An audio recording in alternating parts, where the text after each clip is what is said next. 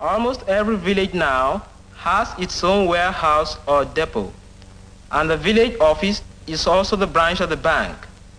The cooperative bank makes loans to cocoa marketing societies through their district unions, and these give seasonal credit to their members, which is repaid at harvest time. The farmer's cocoa is taken from the village drying mat to the society's shed, where the beans are weighed, honest weights, tested for quality, and graded. The farmer is paid on the spot.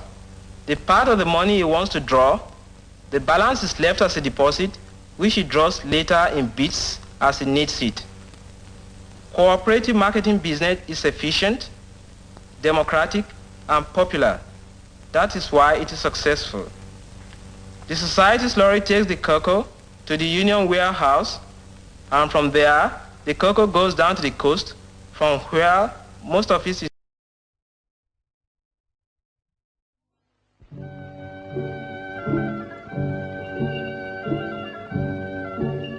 This is something of the war effort from the Gold Coast of West Africa, manufacture of soap from cocoa beans. Something of a surprise item for our American visitors who think we make our coffee from soap.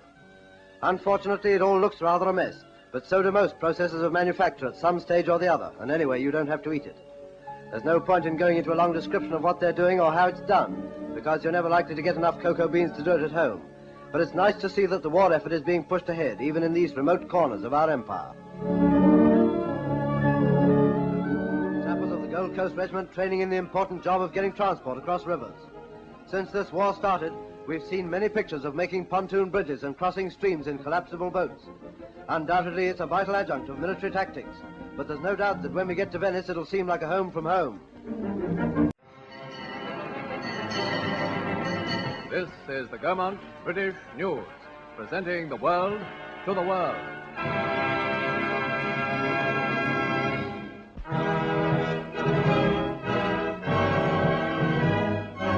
Church House, Westminster, sees the official opening of Britain's first colonial month, with a governor's escort of Gold Coast police forming a guard of honor for the arrival of the King and Queen.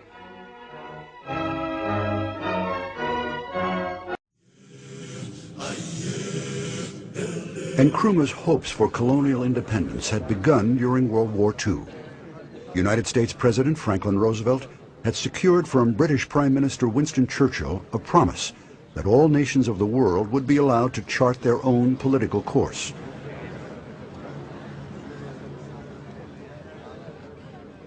Churchill didn't realize it at the time, but it was the beginning of the end for European colonialism.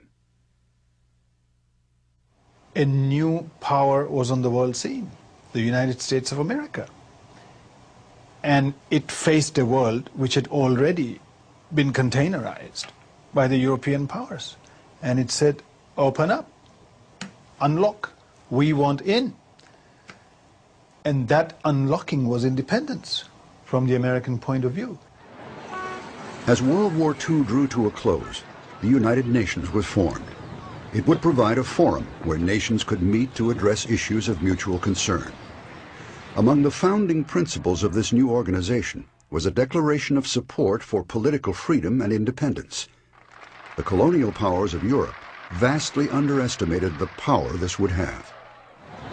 When I first joined the UN in 1945, I was astonished at particularly the British Foreign Office. And people would say, well, decolonization is a small matter, you know, 100 years, 150 years, maybe. Well, actually, it took 20. Colonialism, of course, is the absolute enemy of open economies and of free trade. Colonialism is about anything. It's about managing economies, restricting access, either formally or informally. And it emphasizes the importance of Africa as a producer of raw materials. Known to Europeans and Americans for centuries as the Dark Continent, by the late 1880s, European nations had colonized virtually all of Africa. In 1884, they met in Berlin to draw up the political boundaries of their colonies. These boundaries seldom had much to do with the realities of Africa. This, of course, meant that in some instances they split peoples. In other instances, it meant that people who had been fighting each other before the map was drawn were now put into one administrative unit. Of course, the Europeans could all play on that in order to keep the peace. During the Second World War, the Europeans had recruited their colonial subjects to the war effort. African conscripts were not always well treated. In 1948, in the Gold Coast's capital, Accra, disgruntled ex-soldiers demonstrated for fair pay for their wartime service. A number were shot and killed by colonial police, sparking riots across the country. One of those imprisoned without trial in the aftermath of the rioting was Kwame Nkrumah. He had just returned from England to be General Secretary of the United Gold Coast Convention Party. Nkrumah's arrest instantly transformed him into a national hero. The Gold Coast was one of the richest colonies in Africa. Diamonds, gold, and cocoa were its main exports. Its early history was dominated by the slave trade. Nkrumah himself came from a small village near the old slaving forts of Elmina. In the 1930s, he managed to make his way to the United States to study. While in the U.S., he was influenced by African-American scholars and black nationalist pioneers.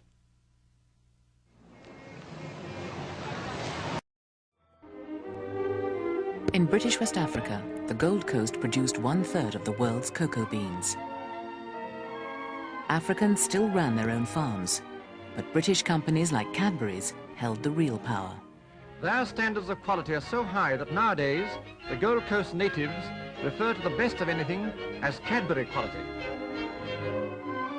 To keep costs low for British buyers, the government fixed the cocoa price, though it wasn't presented in quite that way.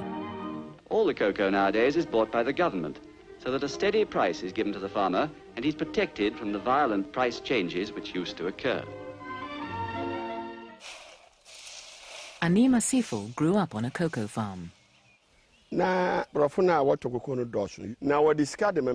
a lot of British companies in the cocoa business. They sent their agents out to buy cocoa from the villages.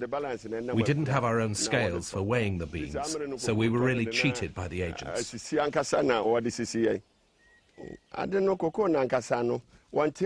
We had to accept the prices they gave us. The price was set by the British, and we had no say. Our hands were tied.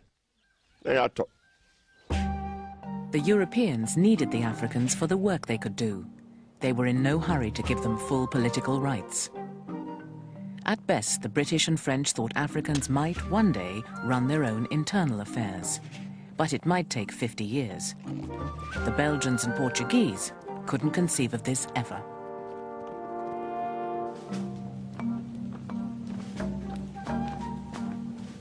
The aspirations of Africans themselves changed after the end of the Second World War, which altered everything. Colonial troops had fought alongside the British to defend other parts of the empire. They became more aware of the world.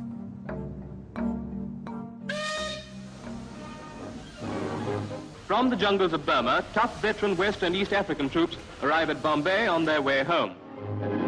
And their fighting skills struck terror into the Japanese. They were masters of jungle warfare. They'd learned something else. In India, they'd seen the nationalists challenging the British. Geoffrey Aduama returned to the Gold Coast with a new insight. Well, the Indians were very, very political. They were very political. We had conversation with some of them. They said, why are we fighting for Britain? Then we say we are fighting for world freedom. So they ask us, are you yourself free? We said, no. I said, well, fight for your freedom first. As I said, this had a very big impression on the Gold Coast soldiers. Me especially, it had a big impression on me. The African struggle for self-rule, which would soon spread to other parts of the continent, began in the British colony of the Gold Coast, where only 5,000 Britons, mostly traders, lived alongside 2 million Africans. Trouble began when demonstrations led by army veterans turned into violent riots, and 29 were killed.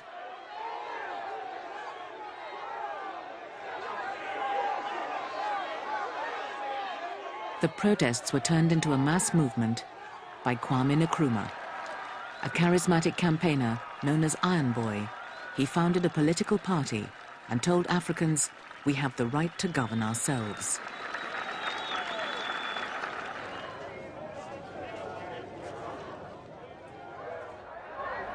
Following Gandhi, he asked Africans to take direct action and demand self-rule immediately. He organized a boycott of British goods and a general strike. The British saw him as a dangerous firebrand, probably under communist influence, and put him in prison. The jailing of Nkrumah gave a new impetus to the campaign to replace rule by the governor through African chiefs with an elected government. Victory for us in the struggle of CPP. There is victory for us. Forward, ever, backward, never. In the name of great CPP, there is victory. Komla Bedama, Nkrumah's friend and fellow worker, ran the party in his absence. To prove not only to the colonial officials... I had to organize the party around the country at the same time as keeping the machinery of the party going. But we did it all. And to help us do it, one of the tools I used was to have a full life-size photograph of Nkrumah made into 3 parts so that it makes a decent small parcel. And this I carried around as part of my paraphernalia for the campaign. Nkrumah's body is in jail, but his spirit is going on. Now, how can we not vote for such a man? The mass action brought results. With the colony in ferment, the British finally agreed to a general election. They hoped Nkrumah would lose to more conservative opponents.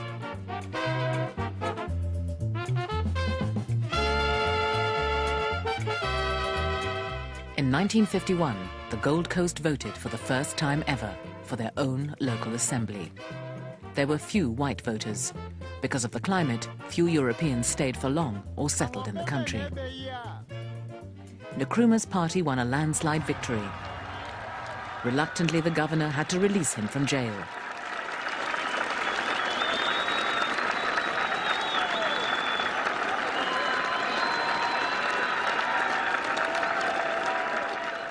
Now Nkrumah would fight for complete independence.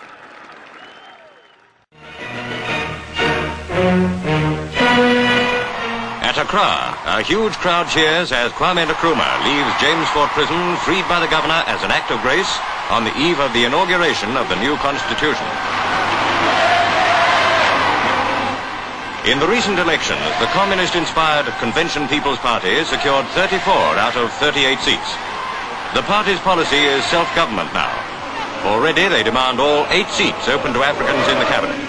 They're prepared to accept office only to further their own aims. What now happens in the Gold Coast may influence all West Africa.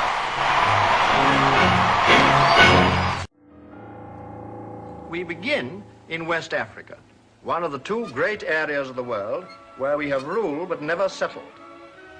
To the people of the Gold Coast, there came last week a day that will always be remembered in their history. For here, in what's been a British colony for more than a century, nearly 1 million people went to the polls in their first general election. The main issue in the election lay between those who want self-government sometime in the future and those who want it now, like the Convention People's Party, the CPP. Their leader, Kwame Nkrumah, spent election day in jail, serving a sentence for incitement and sedition. Nkrumah's rise had been irresistible. After spending 10 years in America as a student, he had returned to the Gold Coast in 1947. Within 2 years, he had formed a political party. 2 years after that, he swept to power. Although the British still controlled trade, defence and foreign policy, he had become the first black African Prime Minister.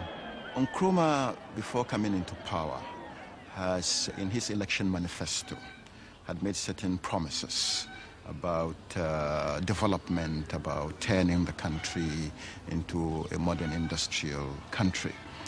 Nkrumah very much believed that for development, power was necessary, that you had to have power, that without power you couldn't develop. Power meant electricity, and the source was to be the giant Volta River that flowed through the eastern half of the country. Ever since the 1920s, the British had planned to build a dam there. A hydroelectric plant would produce electricity to make aluminium from the Gold Coast's vast reserves of the mineral bauxite. In the early 50s, Britain was desperate for a cheap source of aluminium, and Nkrumah joined with the British to resuscitate the scheme. This is the Volta, the greatest natural resource of the Gold Coast, whose latent power is the mainspring of the most visionary development project in the whole of Africa. And this is bauxite, which lies in millions of tons beneath the green forested hills of the Gold Coast. From this red earth, man can extract the shining wonder metal of today, aluminium. And that is the aim of the Gold Coast, to cap the march to independence with a dramatic leap into the age of technology. The British authorities saw the power from the dam simply as a means to boost the empire's supply of aluminium. But for Nkrumah it was much more. He saw it as the key to fulfilling his country's destiny. The power was originally conceived just for the manufacture of aluminium in this country. But then when Kwame came, he gave a new accent, a new importance to that power project. That was, the power was to be used for a comprehensive economic development of the country.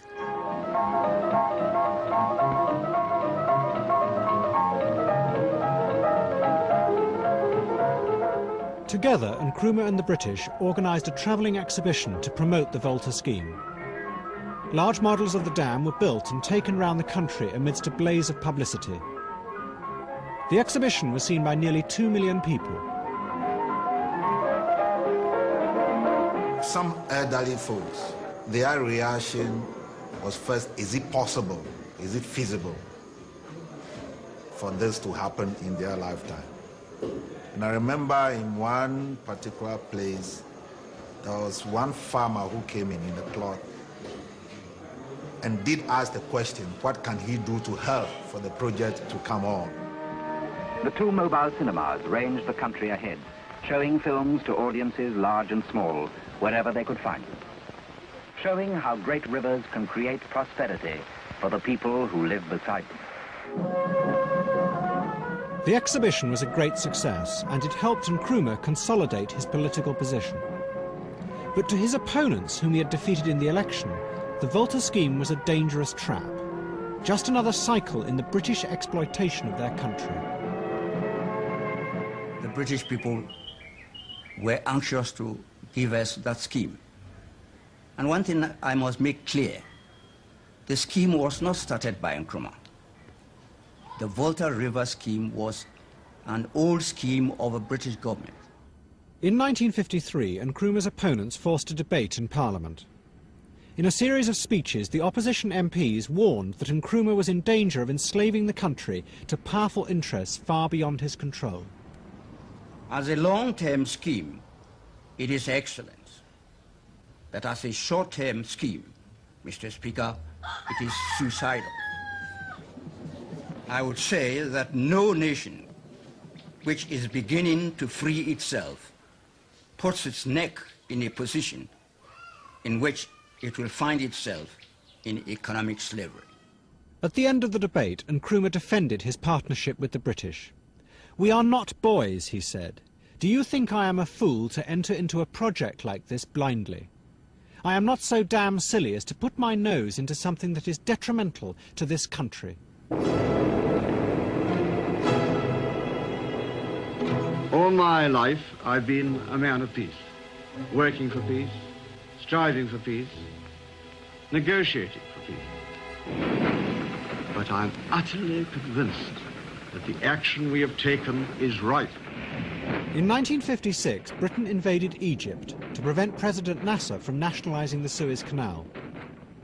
Within 10 days, the United Nations and the Americans forced them to retreat. Suez symbolized the decline of Britain's colonial power. Vast projects like the Volta Dam began to look increasingly insecure in the face of confident new African leaders.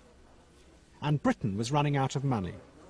That same year, Nkrumah's government was told the Volta scheme was shelved. Nkrumah had received the news that the British government intended to pull out of the scheme because the finances were getting too large for them to handle. He was almost in despair. Everybody was depressed. All of those of us who were involved in it in any way were shattered when we discovered that the project was on the shelf. And Nkrumah, but Nkrumah was not a man to allow depression to take over. In the Gold Coast, Nkrumah had formed his own political party and won a massive majority in 1956 elections. This resulted in getting the British to agree to grant independence in March of the following year. The United States' interest in Africa was at a peak, and a number of prominent Americans attended the independence celebrations.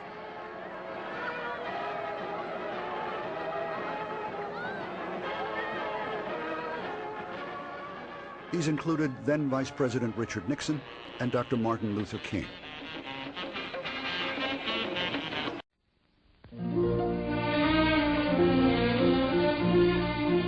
Citizens of the new state of Ghana gather for the celebration marking their Day of Freedom from colonialism.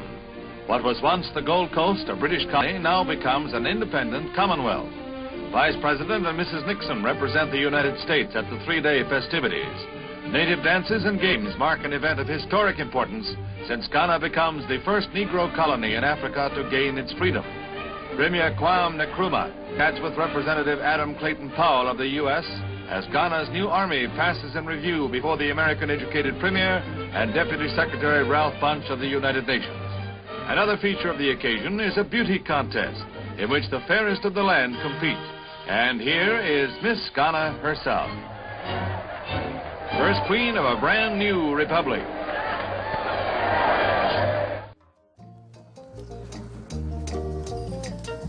The people of the Gold Coast had had their own assembly under the British, but not independence.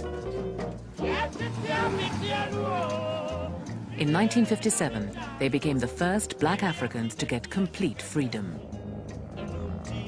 Leaders from East and West came to Accra to see the handover.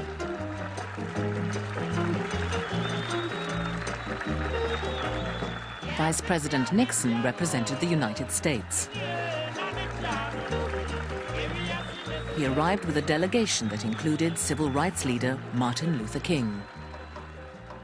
A new order is coming into being and an old order is passing away. It seems to me that this is fit testimony to the fact that eventually the forces of justice triumph in the universe, and somehow the universe itself is on the side of freedom and justice. The British were proud of the peaceful nature of the transfer. For Dr. Nkrumah, main architect of Ghana's independence, this is a day of fulfillment. The longing to be free, the need to be free, these are part of the rightful heritage of man, a heritage denied to colonial Africa until now.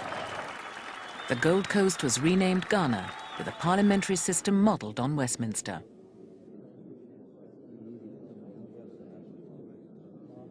Committing themselves to civil rights, the new government put up a huge commemorative arch.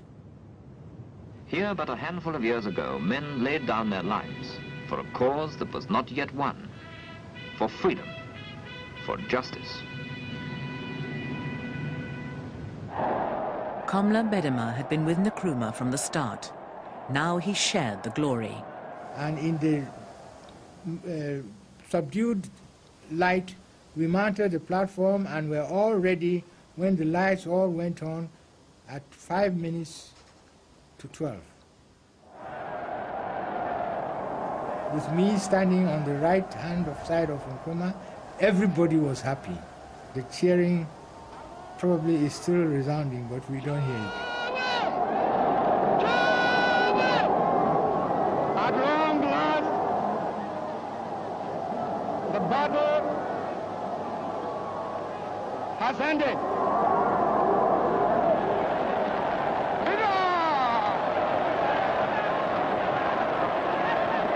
And thus, Ghana, your beloved country, is free forever. From now on, there is a new African in the world. That new African is ready to fight his own battle and show that after all, the black man is capable of managing his own affairs.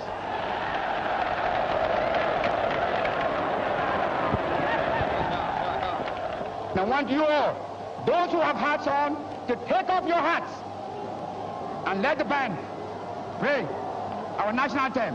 And from now on, that national anthem is the national anthem of the Gogo to be played on all occasions.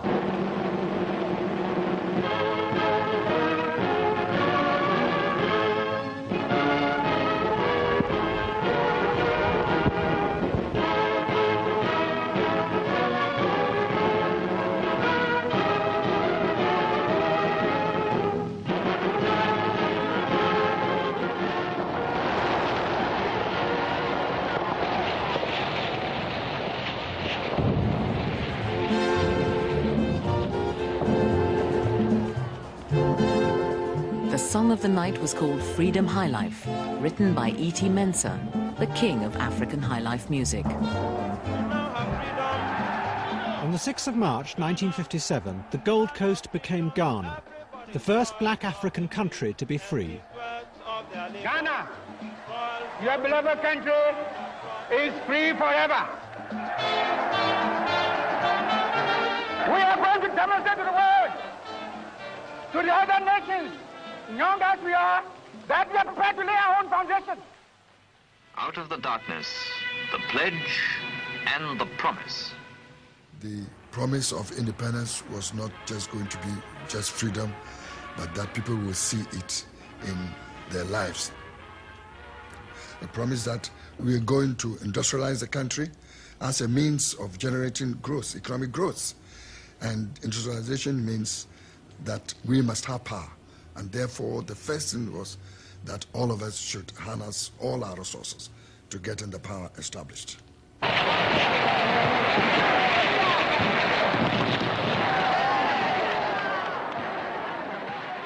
It was a glorious moment for Ghana and for Nkrumah. Jolly, merry and gay, the 6th of March, Independence Day. Nkrumah took advantage of the moment to call for freedom throughout Africa. Our independence is meaningless unless it's linked up with the total liberation of the African continent. At independence, everybody was excited. It was unbelievable. Everyone expected great things to happen. We're going to rule ourselves, decide on our own programs for education, for health, social services, improve our agriculture, and industrialize our economy. So it was, the sky was the limit. Ghana, we had our freedom. Ghana, land of freedom. Toils of the brave and the sweat of the labor. Toils of the brave which have brought results.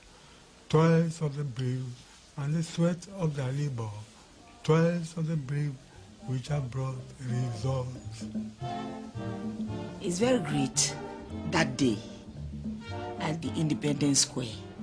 People are dancing, singing. They love the music and the song. The song really symbolizes the saying of Kwame Nkrumah, at long last, the battle is ended. Because we have freedom. We have our freedom.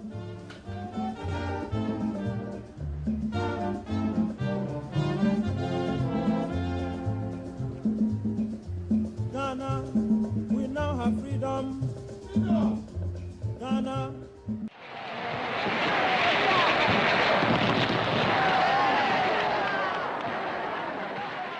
It was a glorious moment for Ghana and for Nkrumah. But in private, he knew that many of the promises on which he had been swept to power might prove dangerously hollow if the dam were not built. It was the key to his vision of leading Africa into a shining tomorrow. Freedom!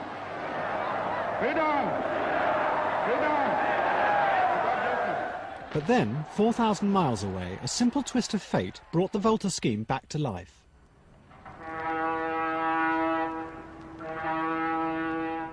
At the end of 1957, Nkrumah's finance minister, Kwame Nkrumah, went to America on a private visit. I was invited to Maryland State College to give a talk on the newly independent Ghana. And as I was driving there from New York, I felt like having a drink of orange juice or water at a roadside restaurant, Howard Johnson's restaurant in Delaware. My secretary, who was an American, a black American, told me, "Minister, I think this is one of the states where they are very sticky about color." I said, "What?" The home of good food is Howard Johnson's. Howard Johnson's is such a friendly place to have good food. I asked for 2 glasses of orange juice. The girl looked at us, said, "No, sir, you can't." I said, "What? You can't?" Then she turned away, went in and told the manager to come and speak to us. So the manager came and said, "Gentlemen, I'm sorry, because of your color, you can't drink in here."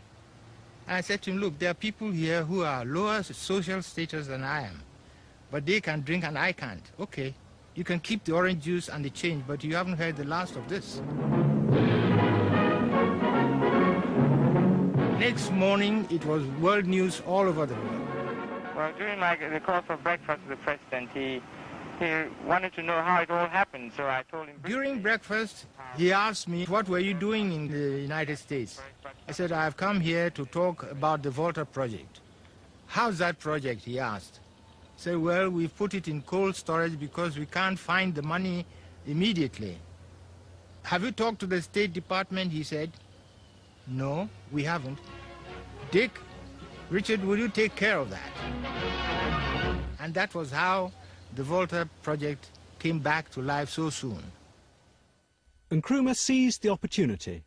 He wrote to Eisenhower asking for help in building the dam. Eisenhower invited him to visit America.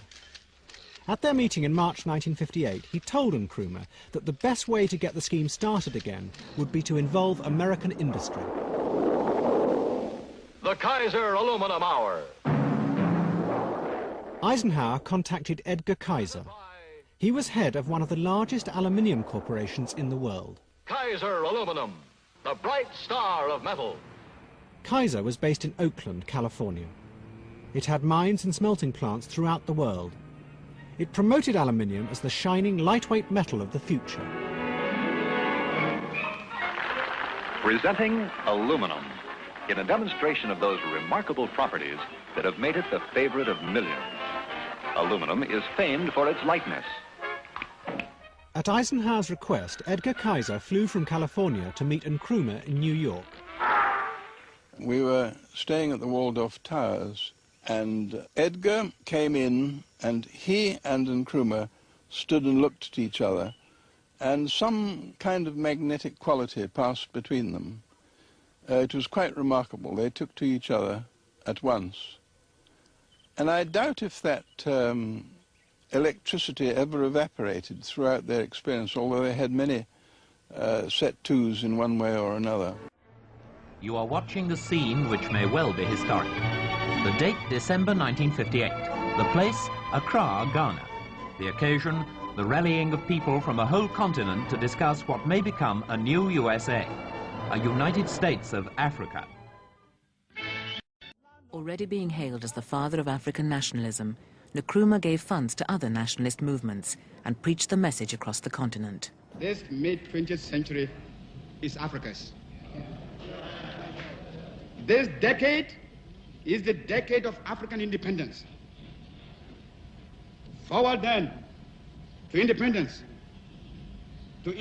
now. Tomorrow, the United States of Africa.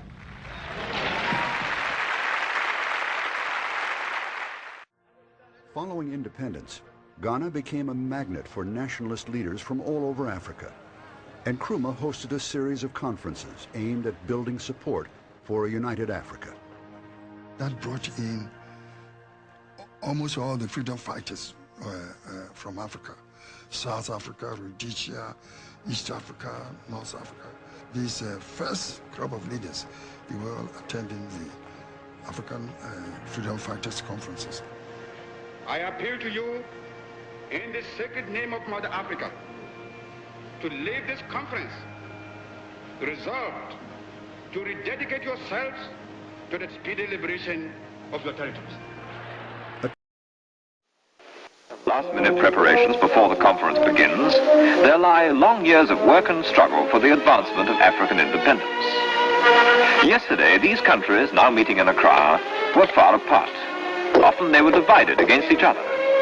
Today, they are one. Names are changing. Ideas are changing too. Here begins, in unity, a new Africa.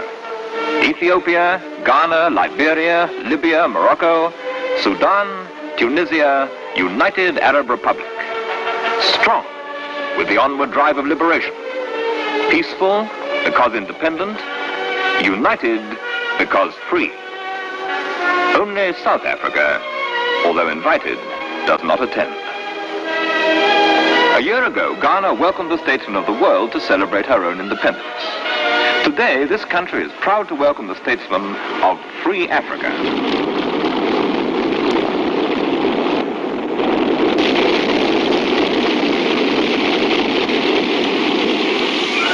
Each head of delegation, as he arrives, is received by Prime Minister Nkrumah and his colleagues. The first, President Tubman of Liberia, meets Ghana cabinet ministers Mr. Krobo Eduse, Mr. Kofi Baku, Mr. Benson, and the British High Commissioner, Sir Ian McClellan. To the spokesman of Free Africa, units of the Army of Ghana present a guard of honor. They symbolize here a new idea, breaking from the colonial past, that the defense of Africa should be undertaken by Africans and for Africans. Flying in from Addis Ababa is Prince Saleh Selassie Haile Selassie. He is leader of the Ethiopian delegation and personal representative of His Majesty, the Emperor of Ethiopia. Prince Saleh is not a newcomer to Ghana. It's little more than a year since he brought to Ghana's independence celebrations the good wishes of his country. The United Arab Republic, which stands at the crossroads of Africa and Asia, sends its foreign minister, Dr. Mahmoud Fawzi. He has come, like other delegates from North Africa, across the Sahara. For long a barrier to African unity, but today a bridge. Then comes Foreign Minister Sayed Mohamed Ahmed Maju, who leads the delegation of the Republic of the Sudan. From Tunisia, Dr. Sadek Moukadam, Secretary of State for Foreign Affairs. From the Kingdom of Libya, there comes Foreign Minister Wakbi El Bouri. Through delay from bad flying weather, the 8th delegation and its leader, that of Morocco with Foreign Minister Ahmed Balafrej at its head, will arrive in a few hours' time during the night.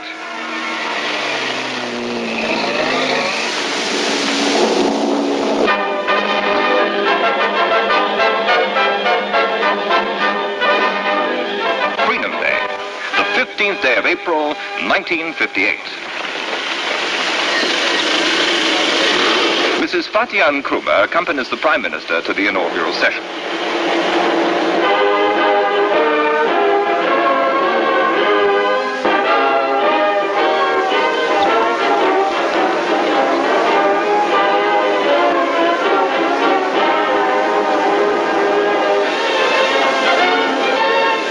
On the steps of Parliament House, the Prime Minister welcomes each head of delegation as he arrives for the beginning of the conference. Among the first is Foreign Minister Ahmed Balafrej of Morocco.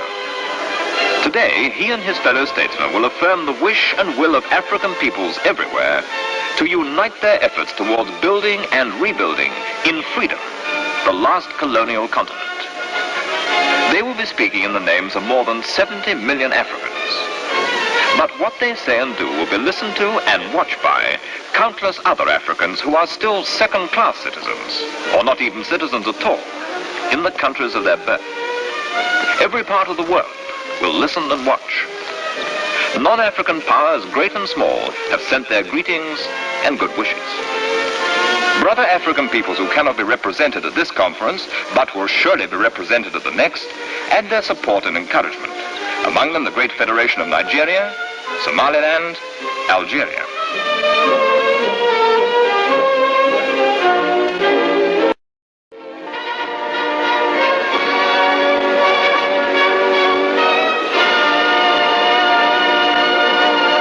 This scene for all Africa, free or unfree, will not be forgotten. For Dr. Nkrumah, this is a moment when great plans come true.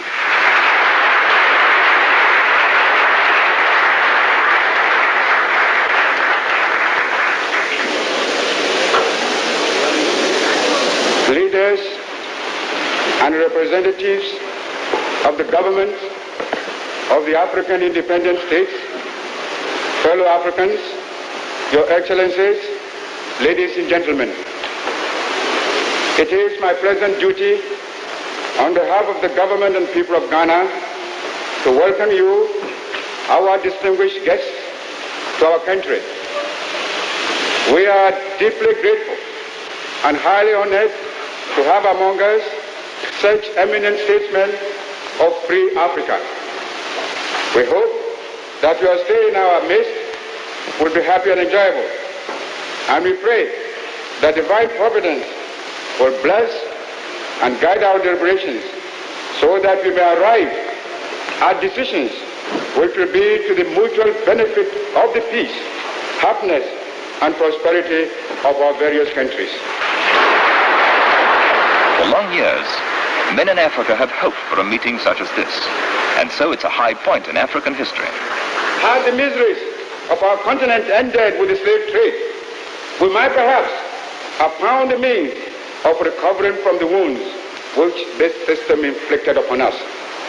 But alas, a new misfortune, colonialism, befell us. While the slave trade took away from Africa shiploads of our people, colonialism enslaved them in their own territories.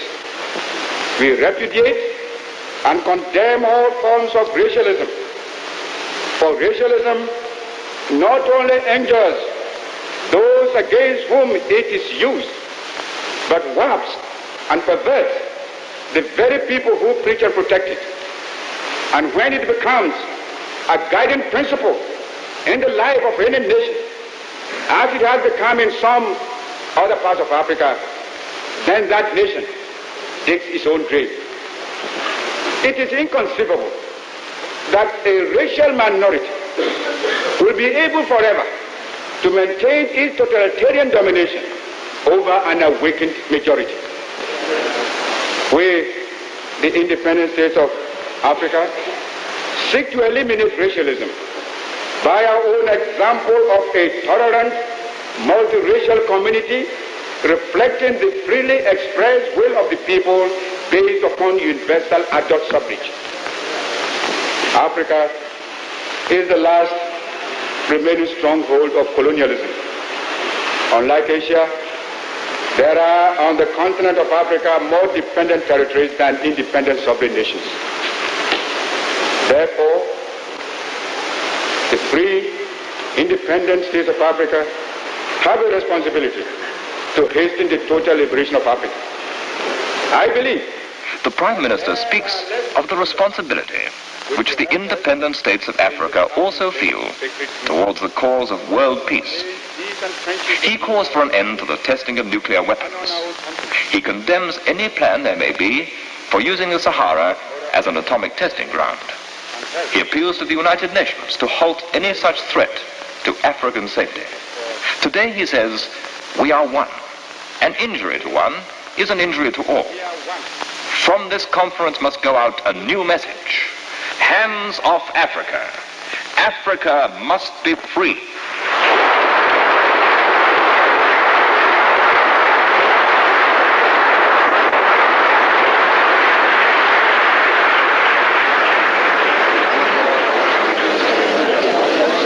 Prince Saleh of Ethiopia brings a special message from his father, the Emperor.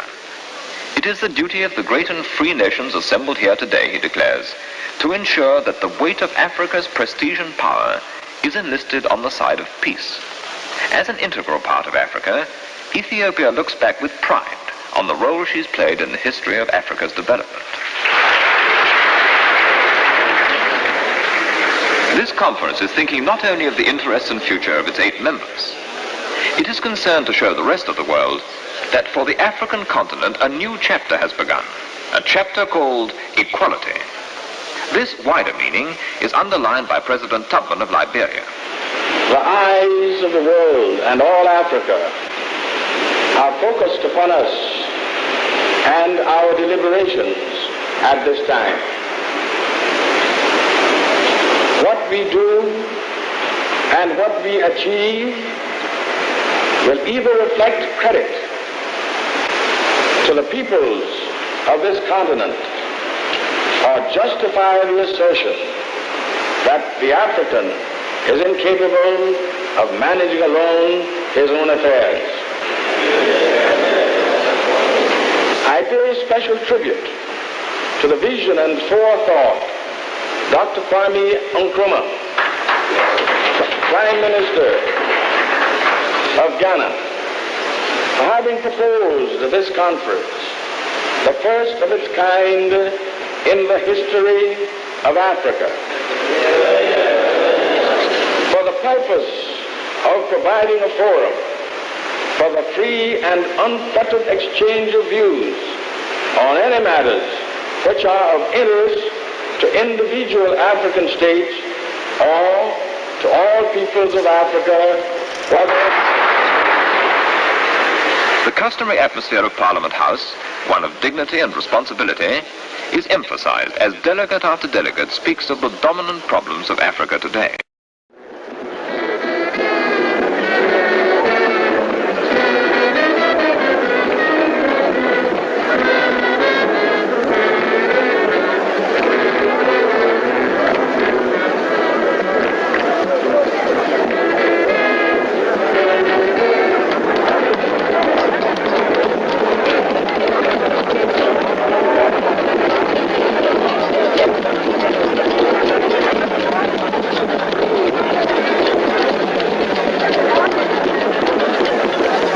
Note of energy and confidence in the future, delegates meet for their closing session. Mr. K.A. Bedimer, leader of the Ghana delegation, thanks them for the many good things they've said of his country for its pioneering work. The conference is now ending, and our guests will soon be departing for their homes. When we next meet, which at the invitation of the Ethiopian delegation will be in Addis Ababa, we shall look forward to seeing delegates from those territories like Algeria, Somaliland, and the Federation of Nigeria sitting side by side with us and taking a full part in our deliberations.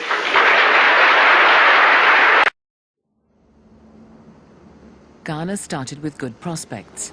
The country was rich from cocoa and gold. Today, Ghana is a land of the future, and Accra, its capital, a fine modern city. Once they'd achieved political freedom, all Africans expected tangible improvements to their lives. They wanted economic freedom as well. In Ghana, hopes were high. Do you think better now? It's far better than before. Far better. Do you make more money now? Yes, please. Make more money. Our trade is on successfully, and we feel happy now than before. We are happy in everything on account of the independence. Ghana had all the trappings of a new nation. A brand new airline was training its own pilots. Communications were better. Hello, London. Hello, London. Ghana Airways, roads, schools, colleges, universities, harbors, everything. Buildings. You see, these estate houses were all built by Nkrumah for the poor. And you see some poor people now having a house to live in. Education. People like me couldn't have been a lawyer It's impossible. But when Nkrumah came, he opened the doors for everybody. Before 1961, the Black Stars, as the Ghanaian national team are known, had been coached by Europeans. As part of his plan to Africanize national life, Nkrumah brought back Charles Gyamfi, who was playing in Germany for Fortuna Düsseldorf, to become national coach. He and the players all had direct access to the head of state. Being a star within the Black Star, I can always go to him without even making an appointment. I go to him. If I'm in need of anything, I go to him and tell him. The Black Stars became the ambassadors of Ghana, spreading Nkrumah's gospel of Pan-Africanism. Stanley Matthews, the ageless wizard, takes the field once again. But in case you hadn't noticed, it's not Blackpool he's playing for this time. The scene is Accra Stadium, and his teammates are the Hearts of Oak, Ghana's leading side. Over the bar, but never mind, in a few minutes Stanley's back again, as slippery as ever.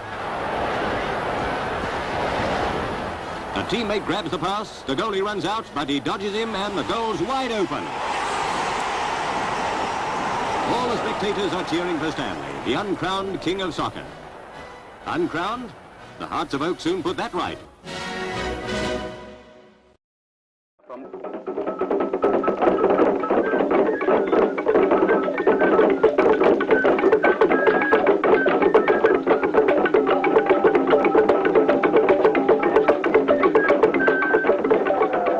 Airport, and the drummers and the banners were out to welcome an important visitor, Prime Minister Dr. Kwame Nkrumah from Ghana. The plane was delayed an hour by engine trouble in Accra, but when Dr. Nkrumah eventually arrived, he received a warm welcome from the Prime Minister of the Federation, Alhaji Abubakar Tafawa Balewa. The Guard of Honor, 48 strong, was found by the 1st Battalion, the Queen's Own Nigeria Regiment, who brought their mascot along. Dr. Nkrumah carried out the inspection, his first official duty of a visit which was to last 12 days. After his stay in Lagos, tours were to be made of the 3 regions and the Cameroons. It was a fine opportunity for the Prime Minister to see how life is lived in a country soon to follow in the independent steps of his own.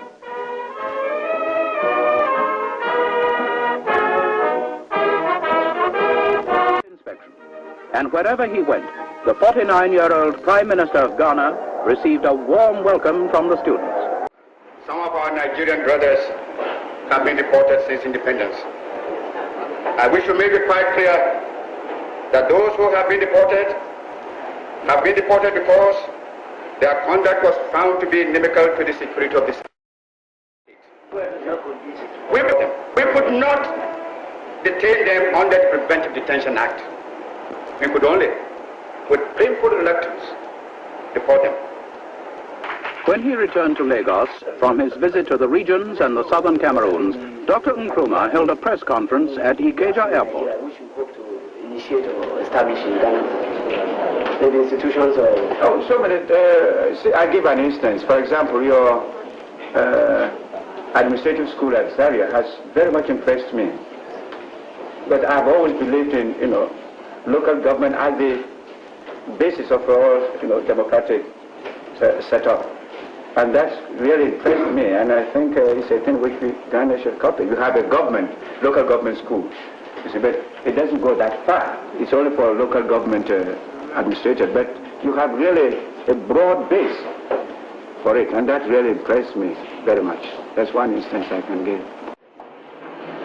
This visit by the Prime Minister of a neighboring state had been a great success. Dr. Nkrumah left with a clear appreciation of the Nigerian way of life. The friendships he had made and the discussions which took place will obviously be of great value to both countries. The Federal Prime Minister walked with him to the Ghana Airways plane, which was to fly him home to Accra. Before he boarded the aircraft, there were more farewells to be taken for many new friends there were to wish him bon voyage. The visit had been successful from all points of view.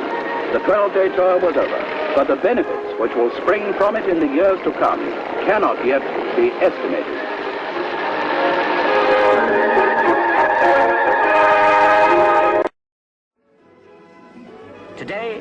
Ghana is a land of the future.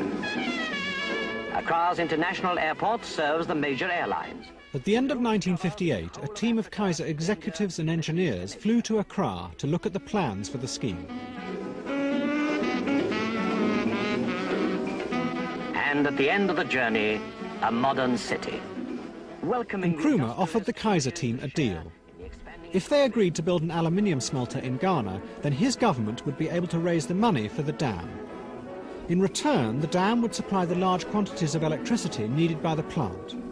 The rest would go to power the future industries of the new Ghana.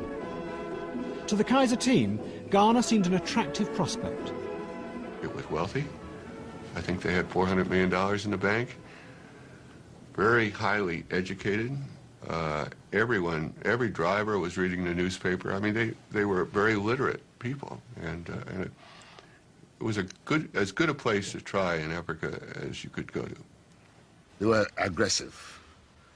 There was one young lawyer who impressed me, who became great friends, Ron Sullivan. He was very aggressive, and they were later on got to understand what they were doing. That was their nature. Unlike the British, who were very gentlemanly, the Americans were straight to the point and no frills or wrapping up the...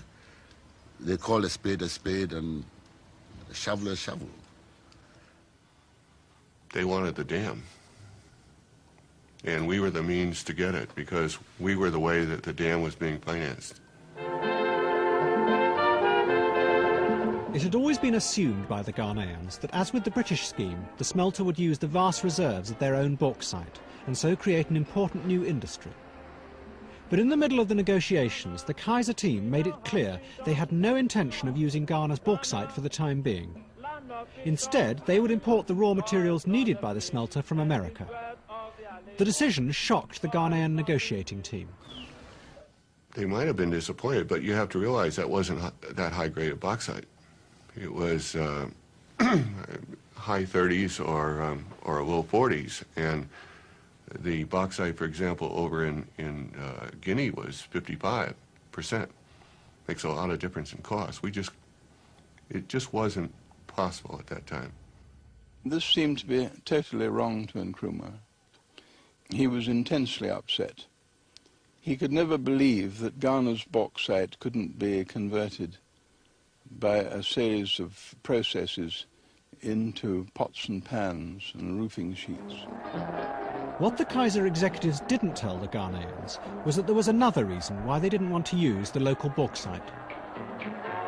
We were greatly concerned that if we located within Ghana all of the bauxite and power necessary to have an integrated aluminum operation, that someday our project, if it were profitable, might be nationalized by the government and taken away from us. The Kaiser team refused to change their minds. They knew as well as Nkrumah did that without them there would be no dam. At the end of 1959, Nkrumah told his team to agree to Kaiser's terms. Millions of dollars worth of Ghanaian bauxite would remain in the ground. But with Kaiser's letter of intent in his pocket, Nkrumah knew he could now set about raising the money to build the dam. He approached the World Bank.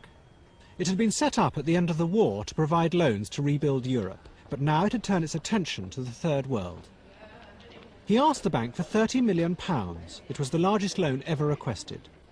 Yet the bank's economists believed, as Nkrumah did, that electricity was the key to industrial development in the Third World. We envisage the development of this power resource as fundamental to Ghanaian economic development. The provision of power, electric power to Ghana, was an immense economic benefit to the country, was a sine qua non of economic development in the country.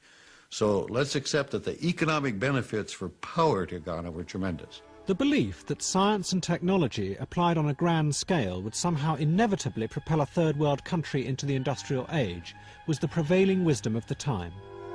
It was called the theory of takeoff. It gripped the imagination of politicians and economists both in the West and in the Third World. In June 1960, the World Bank approved the scheme in principle. but its report had important reservations. The most serious concerned the price Kaiser paid Ghana for electricity. The World Bank made it clear that if Nkrumah was to get the benefits he expected from the dam, he must negotiate a certain minimum rate for the power. If he didn't, Ghana might find it difficult to take off. Our report essentially was saying to Ghana, this project will succeed and we're prepared to make a loan on it, and the loan can be paid out if the power price is right. This was absolutely the key to the negotiations. As a conductor of electricity, it's hard to beat. But Kaiser needed a low rate if the smelter was to be profitable. A second round of negotiations began. In toughness and adaptability, it can be made as strong as structural steel. Nkrumah faced a terrible dilemma. His advisors and the World Bank told him that if he accepted the price Kaiser was offering, the high expectations he had of the dam might not be realized. But if he refused, Nkrumah knew that Kaiser would pull out and the dam would never be built. Nkrumah was a man besieged. He had to do something. As you know, he had raised up hopes of the development of the country, that the Volta River project would turn Ghana into a modern industrial country. He had no other program. Insofar as he saw it as providing this minimum of the power which he saw, he was prepared to go along. The negotiations dragged on through the autumn of 1960. Neither side would give way on the electricity price. Finally, one hot afternoon in December, Edgar Kaiser decided to confront Nkrumah and force the issue. Kaiser asked for the meeting to be adjourned and went straight to Nkrumah and explained that perhaps his shareholders would not go along with the project if we asked for a higher power rate than Kaiser was asking for. A message came back after lunch, direct from Nkrumah, that we're to go ahead and accept the rate. He wanted the project at all costs. Kwame Nkrumah and Edgar Kaiser on the 22nd of January 1962 signed the master agreement, which enfolded every provision that was necessary between Edgar Kaiser's company and the Ghana government. When they had signed it, they stood up and clasped each other in a very, very genuine embrace. I was there together with a large number of other distinguished guests, and I don't think any of us will ever forget it. The following day we all went to Akosombo, and Nkrumah let off a vast charge, and the scheme started.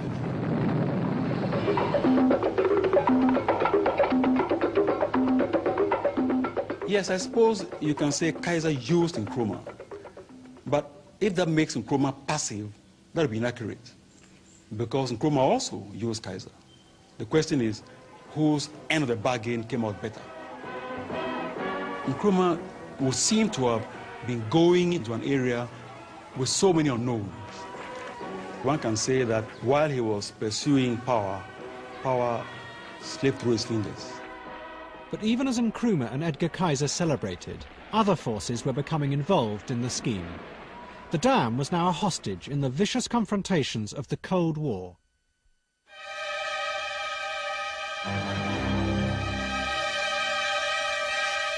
A year before, the Congo had been torn apart by a brutal civil war. America and the Soviet Union backed opposite sides. The policy of the new Kennedy administration was to fight the spread of communism in Africa.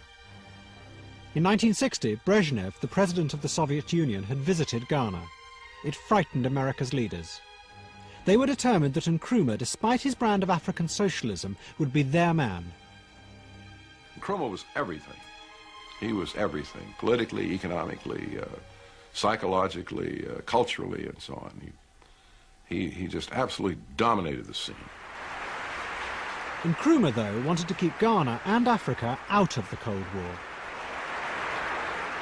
President and distinct delegates, it's quite clear that a desperate attempt is being made to create confusion in the Congo, extend the Cold War to Africa, and involve Africa in the suicidal quarrels of foreign powers.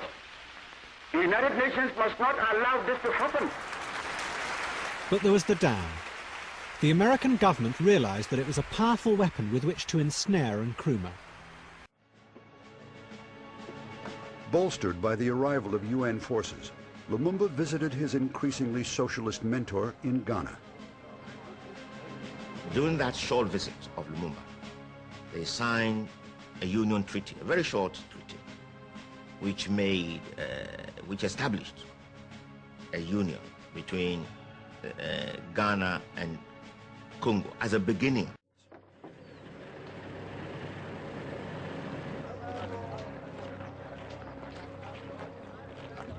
Kennedy felt increasingly caught in the contradictions. And one of the crisis flashpoints in Africa for Kennedy was the Congo. Suddenly, we're criticizing Belgium. And these are NATO allies. They're saying, quit criticizing what we're doing there. We're not criticizing what's happening in Alabama, where you're not giving African Americans the right to vote and that people are being killed in Hays. Why are you bothering with our colonial problem? And so Kennedy found himself in a real flat. By the end of the Kennedy years, he in many ways sold Africa downriver. On the 13th of September 1961, the United Nations finally took sides, attempting to end the Katanga secession. Like the World Bank, the Kennedy administration had agreed to lend millions of dollars to the scheme. In an internal memorandum, the Secretary of State, Dean Rusk, made it quite clear what this money was for. By maintaining this leverage on Nkrumah, he wrote, the US will be in a better position to influence his policies. In public, though, it was called foreign aid. The problem was that we foresaw that the progress that the Soviets were making in extending their communist ideology, particularly in Africa and to some extent in South America, certainly in the Middle East, and that therefore we had to counter that some way. And we countered it with foreign aid as a defense against the spread of communism. Like most of the new African governments, Ghana adopted a socialist system and believed central planning would bring the fastest improvement for the mass of the population. Nkrumah called his version scientific socialism.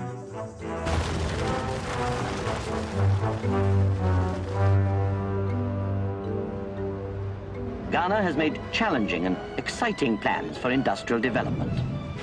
They will attract foreign investment and increase and diversify her production, which has hitherto depended largely on the cocoa crop.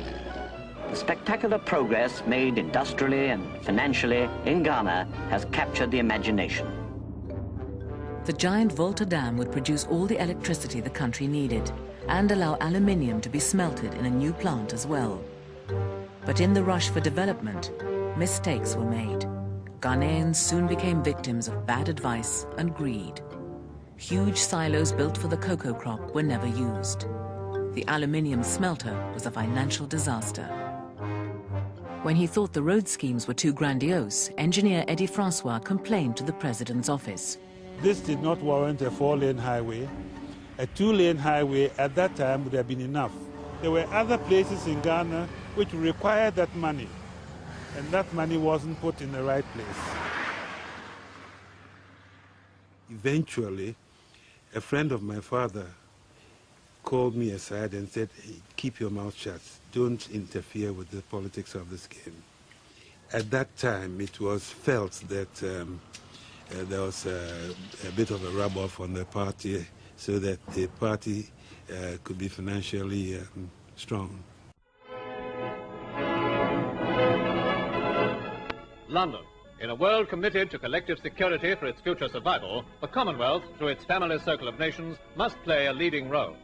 So Mr. Macmillan welcomes Commonwealth Prime Ministers to Downing Street. From Australia, Mr. Menzies greets a newcomer, Mr. Diefenbaker, who brings a Canadian mandate following his recent election victory. Voicing the opinion of the new nation of Ghana is Dr. Nkrumah. A representative from the Far East, Mr. Nehru, joining his sister in London, Mrs. Pandit, the Indian High Commissioner. So, once again, members of a great family gather to iron out past differences while shaping the future policy that can be the hope and the inspiration of all mankind.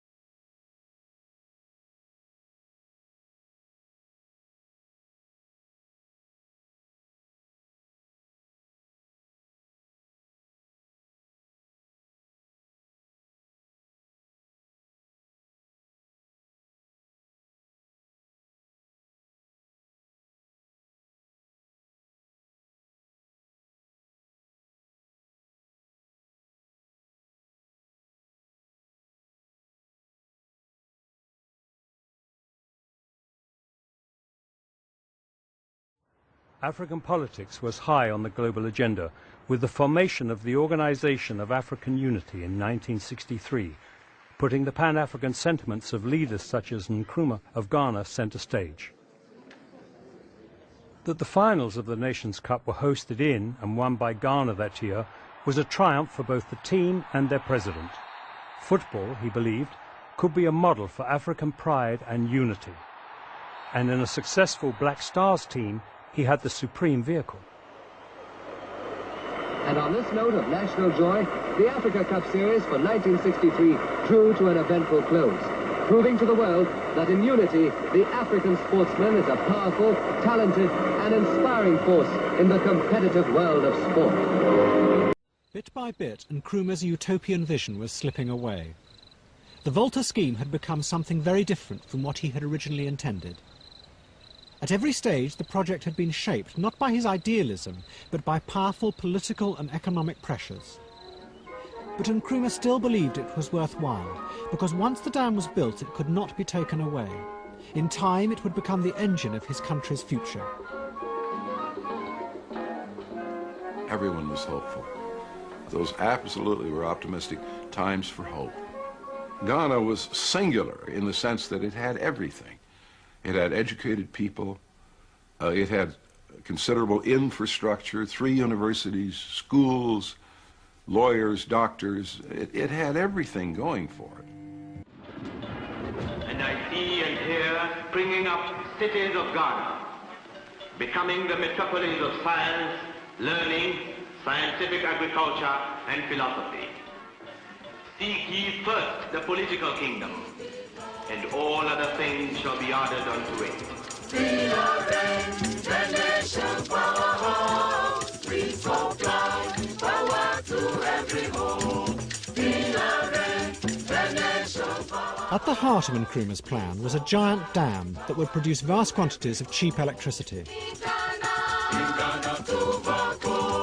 Enough power to build a modern industrial state in the heart of Africa within a generation.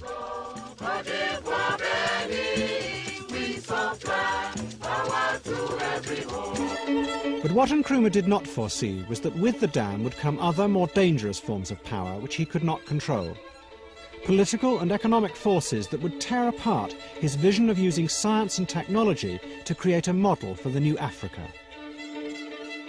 Nkrumah was, in my mind, a visionary, not a dreamer.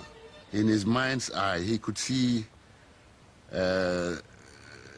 United States of Africa as United States of America.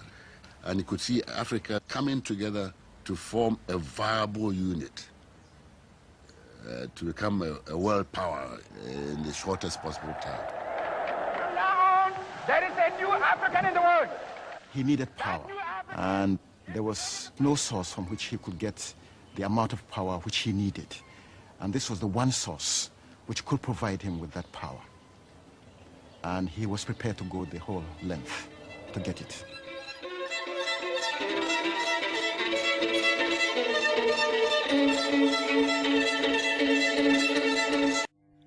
The construction of the dam was to take 4 years. Throughout Ghana, factories and roads began to be built, the foundations of the industrial revolution that would be powered by the dam. But with these trappings of the modern world came other forces that took Ghana's fragile economy even further from Nkrumah's control. Corruption is not a problem peculiar to any country. I personally feel that the only way in which you can stop corruption in a country is to build up a strong public opinion against it. Elements entered into the equation that had not been adequately foreseen, and perhaps the greatest of them was corruption.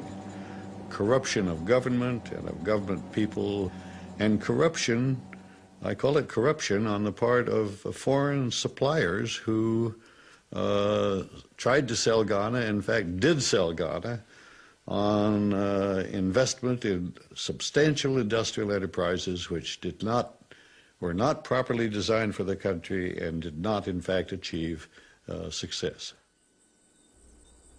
In the early 60s, Ghana became a mecca for European industrialists eager to win large contracts from Nkrumah's government. They began to discover that the easiest way was to offer officials from Nkrumah's party a bribe. This soon became the accepted way of doing business in Accra. What resulted was a rush to sell Ghana anything, no matter how inappropriate for an emerging African nation. Vast sums of Ghana's precious foreign currency were spent on these projects. Then, in 1964, Nkrumah's industrial experiment received another body blow. Nkrumah was now gathering all political power into his own hands and building a cult around himself. He was the savior, messiah, redeemer. His picture was seen on shirts, dresses, coins and stamps.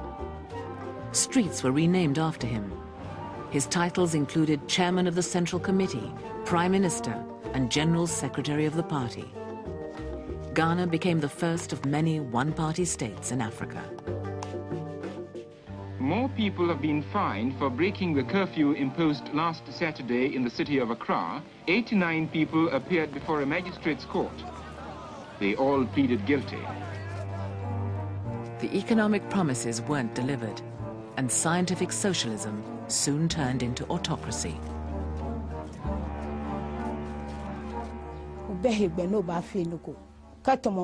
People were afraid to speak their minds. You were spied on.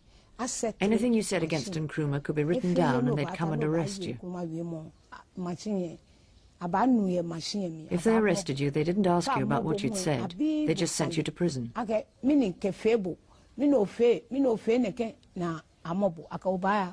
If you were there and you died, you died.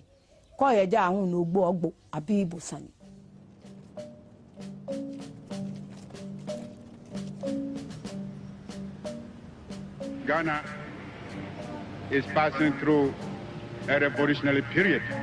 We cannot, under any circumstances, allow imperialists and new colonialists to interlock with traitors in our midst to deflect us from the path of duty and progress.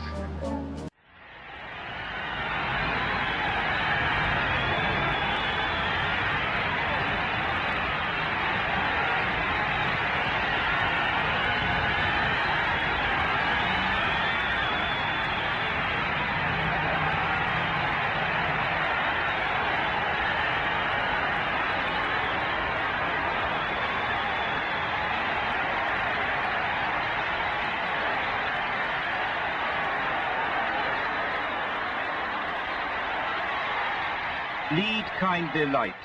The hymn sung spontaneously when Kwame Nkrumah launched the Convention People's Party, it now starts off most political rallies. Positive action was the means by which we exerted political pressure for the achievement of our independence. As we celebrate this eventful day in our history, I come to salute you, the fighting members.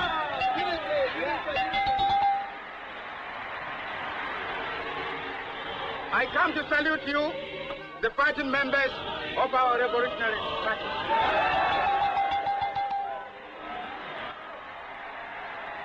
This is a one-party state. Its slogan, one people, one party, one leader. The leader is Dr. Kwame Nkrumah, President of Ghana, whose African title is Osagyefo. The people are the people of Ghana. And Ghana's constitution, clause 1A1 reads, there shall be one national party, which shall be the vanguard of the people in the struggle to build a socialist society, and which shall be the leading core of all organizations of the people. Clause 1A2, the national party shall be the Convention People's Party.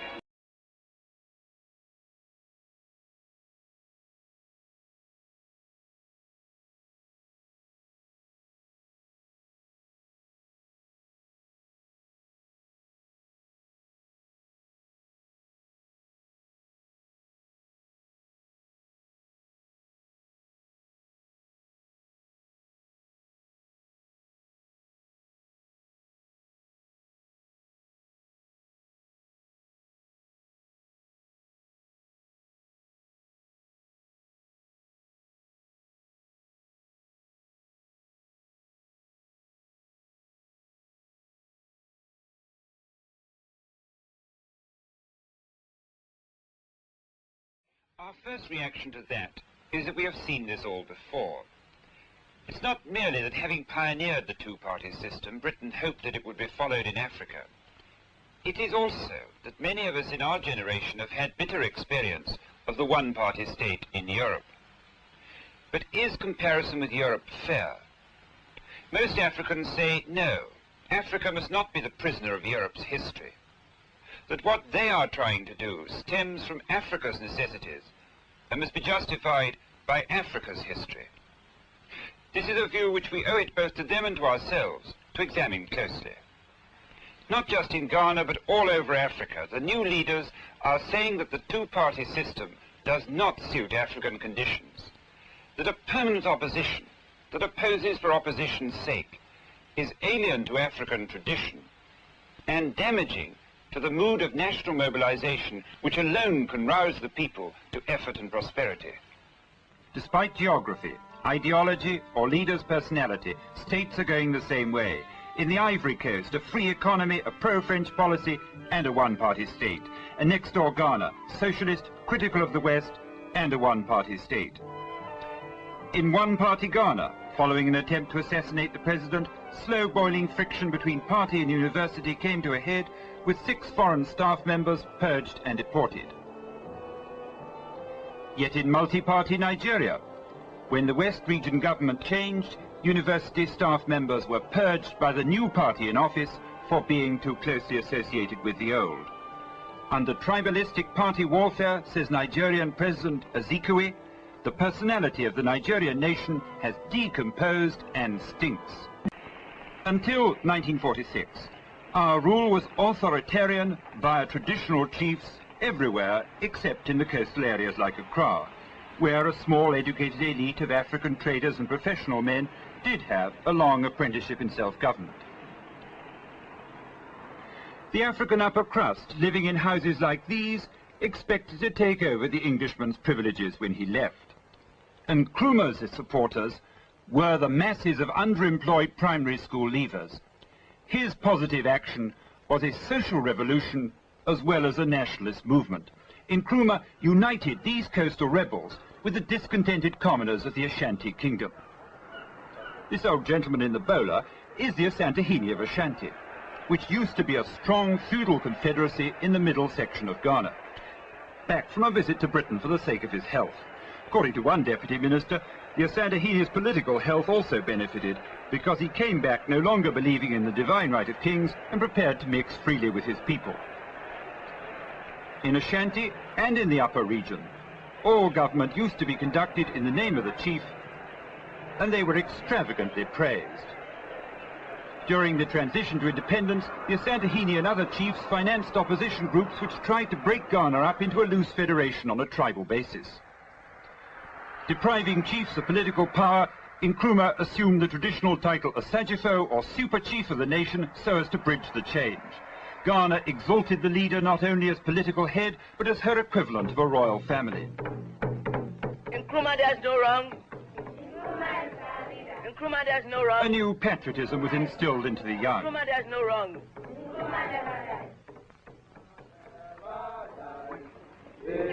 Forever live, forever Nkrumah never die, never die, never die. Nkrumah never die, he forever live. A mass of competitive unions and associations, many of them inefficiently or corruptly run, were compulsorily merged by statute, so that there should be one organization in each field, with each tied to the party. Ghana's press became very obviously a party press. It has been publicly reproached by one of the president's friends, the Ghanaian philosophy professor Willie Abraham, for unsober adulation of Kwame Nkrumah. Abraham says this hides his real personality from the people. The regime detains some of its enemies without trial, giving the same reason as many colonial governments, that it was often impossible to get witnesses to come forward or to satisfy British laws of evidence in African conditions. Ghana is not a police state in the usual sense. The police have been much in evidence only after the 2 attempts to murder Nkrumah. and the wild rash of bomb throwing among Accra crowds. Nkrumah has yet to execute a single one of his opponents, but he disturbed many of his admirers by dismissing a Chief Justice for failing to tip him off in advance that he was about to acquit 2 ex-ministers, who are now being retried for the same offence. We all want a united Africa. Kwame Nkrumah is a man of various moods. Grim urgency is one mood. Nkrumah has a more intensive sense of the enormity of the task African governments have set themselves than any other leader. Must be solved only on a continental basis. But this also is Kwame Nkrumah. The boyish charm and personal modesty are part of the essence of the man that gets overpainted by crude propaganda. This happier aspect is clouded when security considerations force him to live in Christiansburg Castle, where he feels cut off from the people and oppressed by thoughts of the slave fort's former use. Then his impatience seems to dominate him totally. Nkrumah has committed much of his prestige to continental union now. I raised the apparent lack of response among the assembled heads of state with one of his advisers, Dr. Bankole Akpata. All of them, without exception, agree that the African unity is desirable, and that only in the union government will be able to move forward more quickly in the modern world. The only thing that some of them were saying was that they needed a little time, that Dr. Kwame Nkrumah would want union now. Some of them said, yes, new union, but we should go step by step. But how can you go step by step when the burning issues of our problems against poverty, against apartheid in South Africa, against Southern Rhodesia and so on, calls and demands now for us to unite our forces? And the facts are there. Take the United States of America with nearly 200 million people, the Soviet Union with 210 million people, the Chinese People's Republic with nearly 700 million people, the subcontinent of India with 450 million people. Africa has only a population of 280 million people. I mean, fragmented and disunited and so on. How can we emerge in the modern technological and scientific world if our disparate forces are going our separate ways? That is why the urgency of union government now cries out for effectual union for us to move forward. I think history and geography are on the side of Kwame Nkrumah. The modern technological and scientific world is being entered by Ghana with a heavy load of unhelpful history. Nkrumah still does have many of the British administrators' problems: a get-rich-quick outlook, unresponsiveness to government, lack of initiative except at the top. Just glance at Ghana's terrible history. Elmina Castle, the first European building in the tropics, built in 1482 for the purchase and storing of men, women and little children. This first contact of Western Christian civilization with the Africans of what was then known as the Guinea coast was made by the Portuguese, hence the proliferation of Portuguese expressions along this coast: fetish, customs, palaver, pickaninny and dash, the universally used phrase for bribe or just a tip. When the slaving had to stop because Britain's conscience turned, and 50 years later, America's, then the Gold Coast, as this was now called, became a supplier of raw materials for the Western industrialized nation. First gold, then cocoa. Now independent Ghana wants to be industrialized, wants to be socialist. It also places a very high premium upon the dignity and the cultural heritage of the new Africa.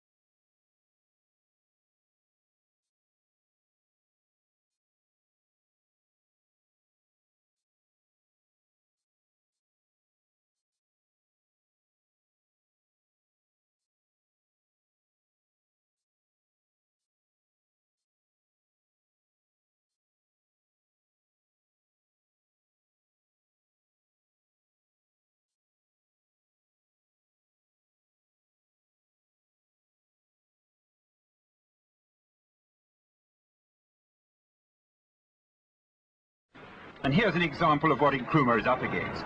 Without import licensing, the present forced pace of development wouldn't be possible.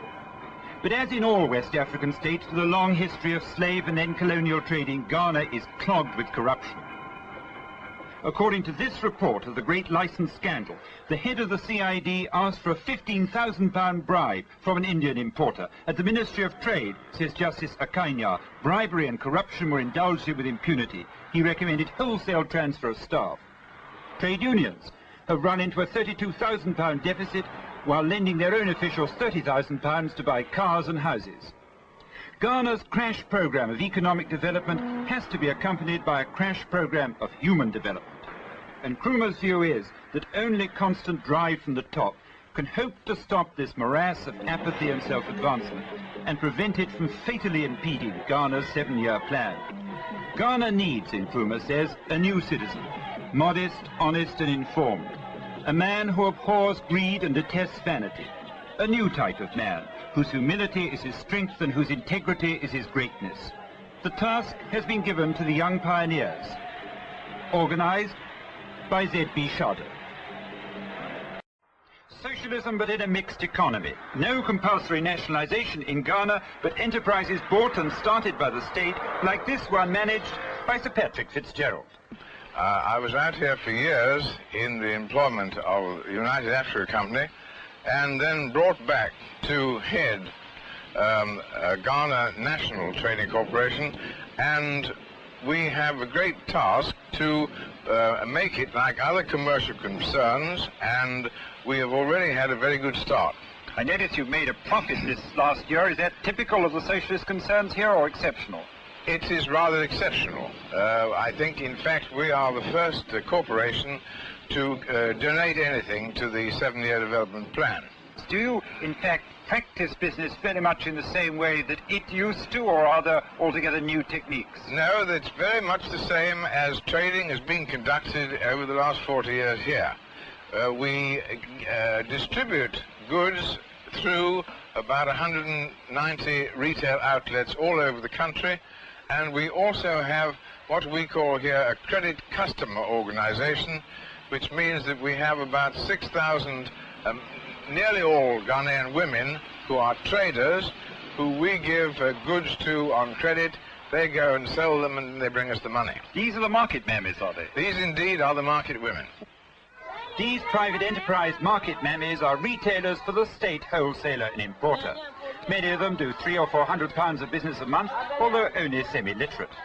The most experienced can gross as much as £10,000. They've always been a political force. In Ghana, are women as important as men or less important? Oh! Ghana, are the women active than men? We women make active parties. Everything. Fashion market women active. They make the men active. Yes, we make men active. If your husband sleeps, you make it up. Get up, let's go.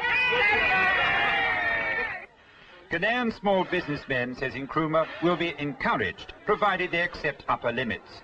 This goldsmith is an example. He's moulding the gold over charcoal. Ghana is one of the last great gold cultures. This was the occupation of Nkrumah's father.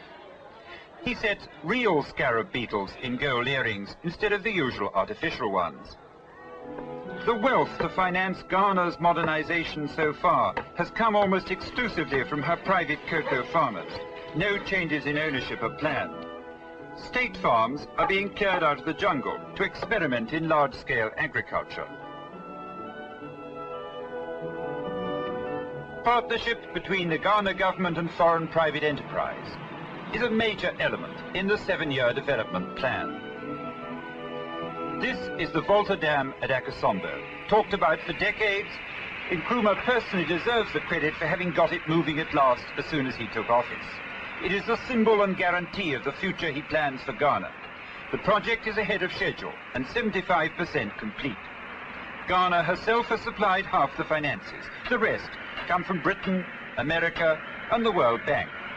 An American aluminium firm guaranteed in advance to buy a large block of electricity.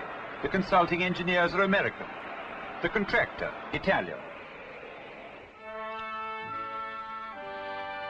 An artificial lake will open up communication and commerce with the north of Ghana. Reserves of cheap electricity should spur the industrial revolution for which the present 7-year plan is laying the foundations. Volta itself is a brilliant example of integrated planning.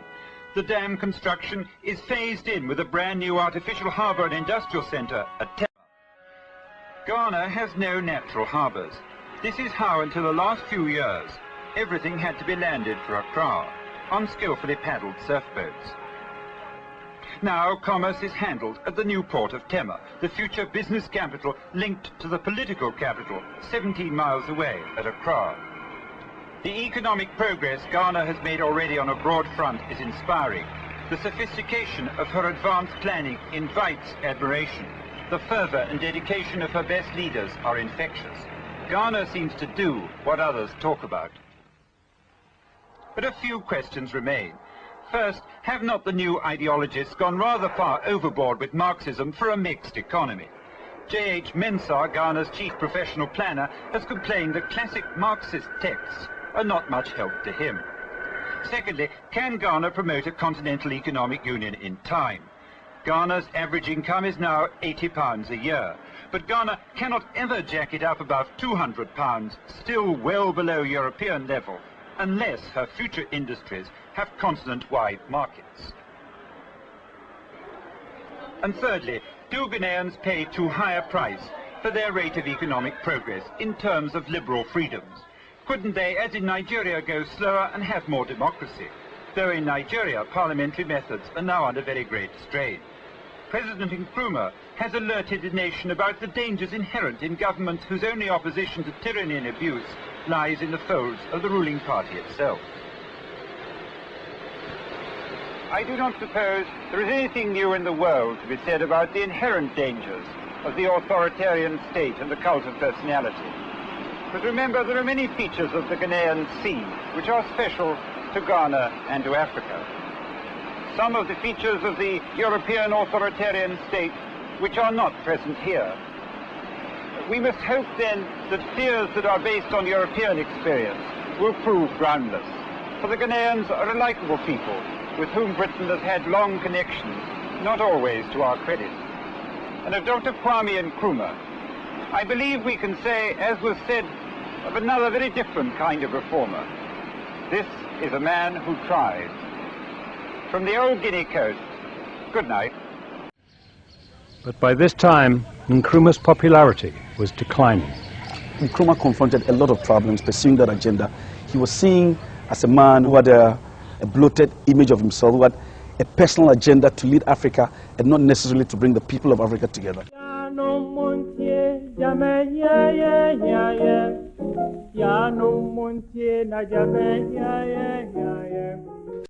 The world price of cocoa, which had been falling for 4 years, finally crashed.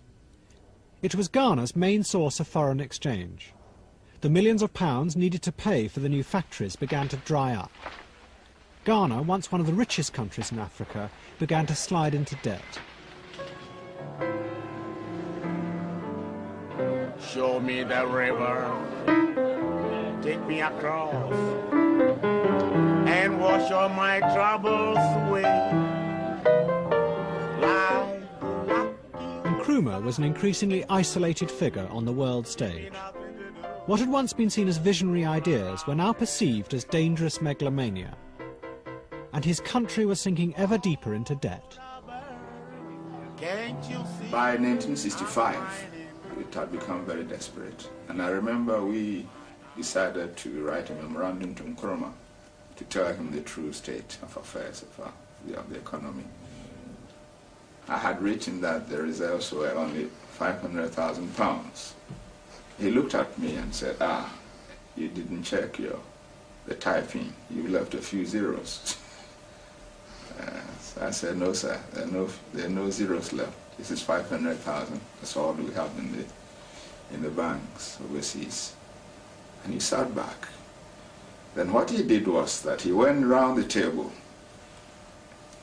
He went to everyone who was seated there, the meeting, and asked them, Frimpong says we have 500,000. Is he right? Do you agree with him? And everybody said yes. That was the first time the whole cabinet acknowledged to the president that Ghana was bankrupt. The river, take me across and wash all my troubles away. Like the lucky old father, give me nothing to do. Roll around heaven all day. Our objective is African Union now. There is no time to waste. We must unite or we perish. I am confident that by our concerted effort and determination... Kwame Nkrumah was losing both domestically and internationally in his posture. He was practically alone in Flagstaff House. He was really a little bit paranoid. It was really awfully sad. He was even afraid to... I remember they opened their parliament one day, and Nkrumah didn't want to take the chance to drive from Flagstaff House to the Parliament building. He was a prisoner in a sense. You know, there had been a couple of attempts on his life while we were there. So he had reason to be a little bit apprehensive, but toward the end, he was a different person.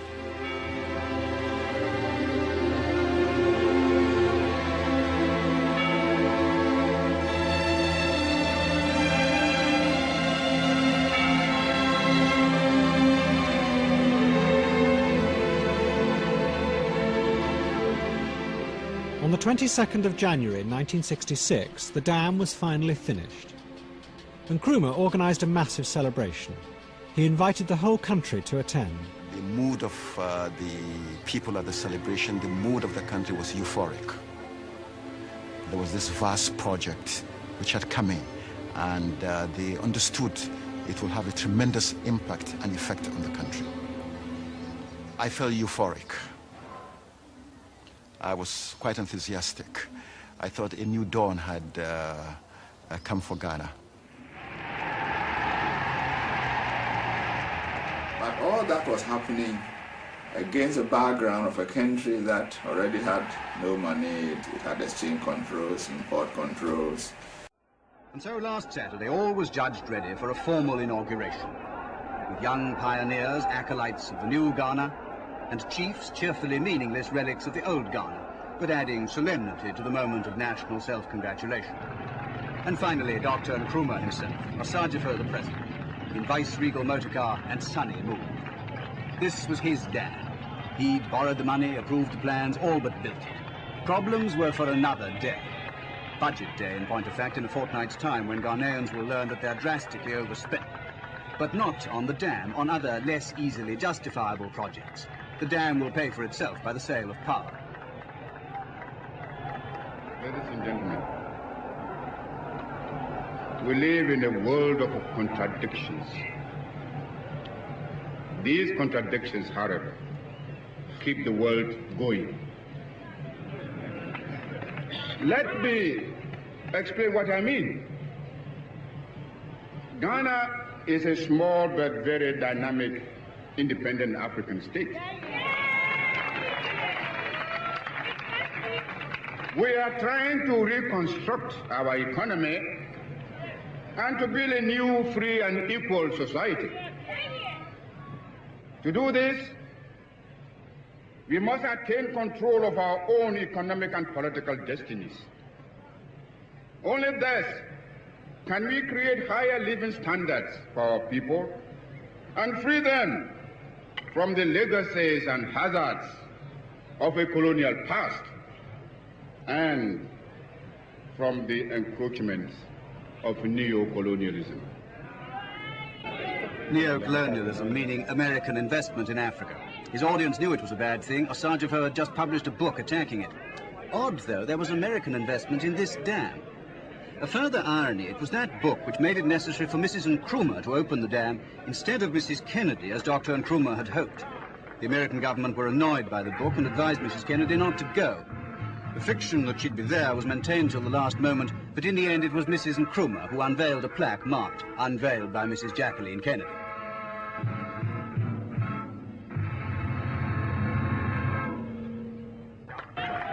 With Mr. Kaiser engineering and aluminium king, the president then came forward to switch on lights.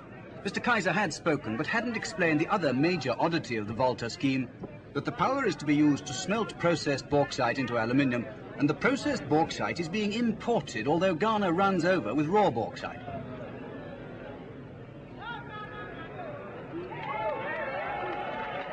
But when the lights came on, and the fireworks, these oddities were forgotten in the glow.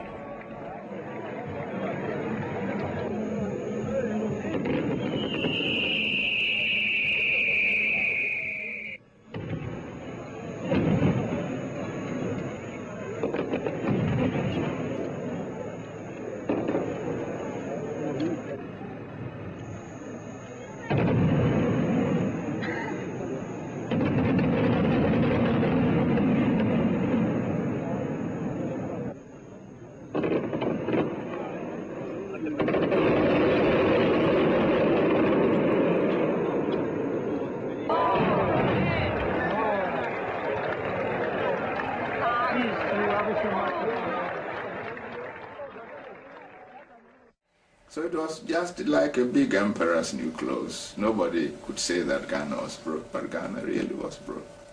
President Eisenhower and President Kennedy were genuinely interested in this project because they saw behind the cold figures and the rigid calculations that the Volta River project was not only an economically viable project, but also an opportunity for the United States of America to make a purposeful capital investment in a developing country.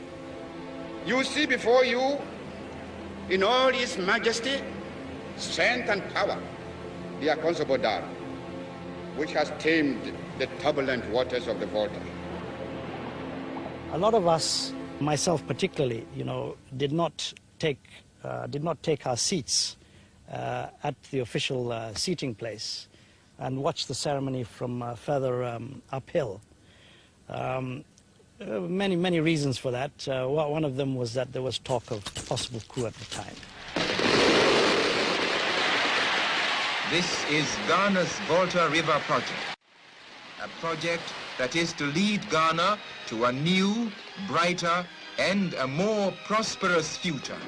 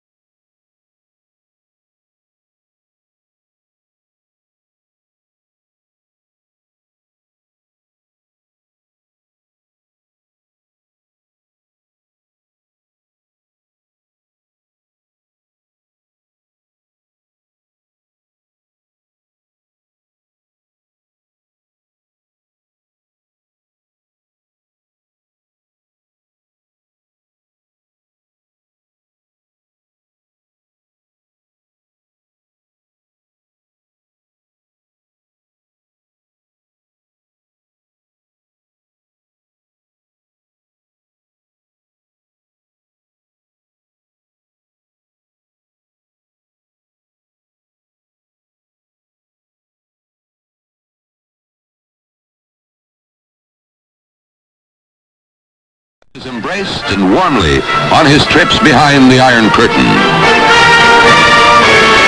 To the crowds that greet and cheer him, he is a friend and ally. But Nkrumah himself insists that Ghana is neutral and unaligned. On his trips to Russia and other communist bloc countries, the Prime Minister negotiates loans and trade agreements that will finance the increasing number of government-owned industries in Ghana. In barter agreements, Nkrumah exchanges shipments of cocoa for mechanical equipment his country does not need and consumer goods his people do not want. Ghana's economy suffers as her creditors grow. With the passing years, Nkrumah travels anywhere and everywhere searching for economic aid. In Peking, more than 90,000 people turn out to see and to hear Nkrumah lash out at the imperialist nations of the world.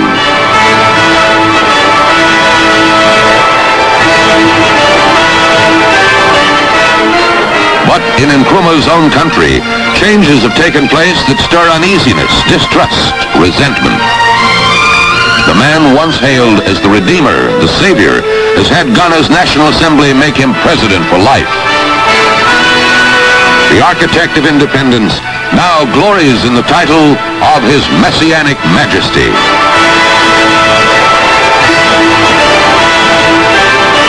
And all the time Ghana grows poorer and poorer, asking more help, mortgaging more of her cocoa crop. Bankruptcy now threatens the nation that began independence as the richest of all new African states. The commitment to communist nations becomes greater and greater.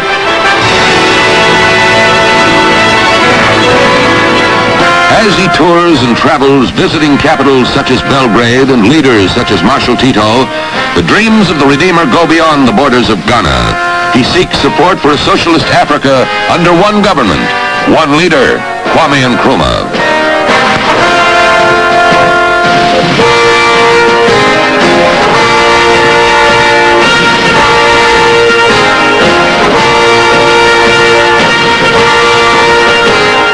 While there are those who support and applaud Nkrumah, there are others who see the African leader as a demagogue who will stop at nothing to achieve his own ends.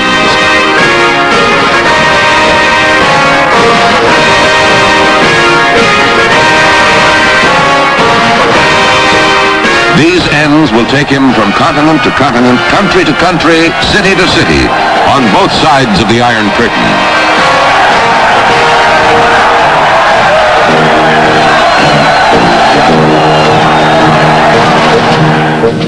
Coming to the United States on an official visit, the Ghanaian leader will ask for and receive American support for the most ambitious of his construction projects. The historic $400 million Volta River hydroelectric complex will take 4 years to build and will be financed half by Ghana and half by international aid.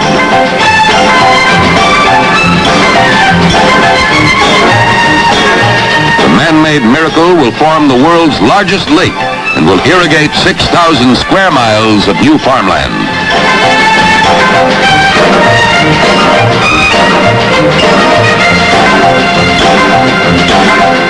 When the project is finally completed, power-poor Ghana will increase its output by more than 500,000 kilowatts. But Ghana and Kwame Nkrumah pay a high price for the Volta River Dam.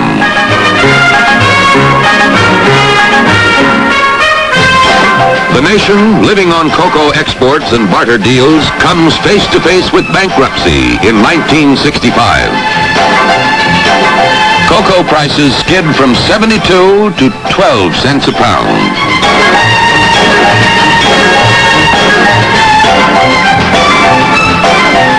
And nations once willing to extend loans and credit turned down Ghana's appeal for emergency aid.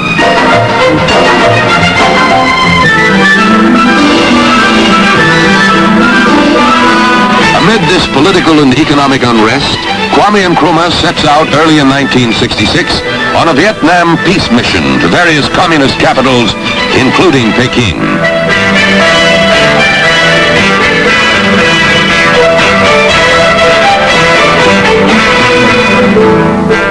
Red China's chairman of state, Liu Shaoqi, is on hand to welcome Nkrumah, along with Premier Zhou Enlai.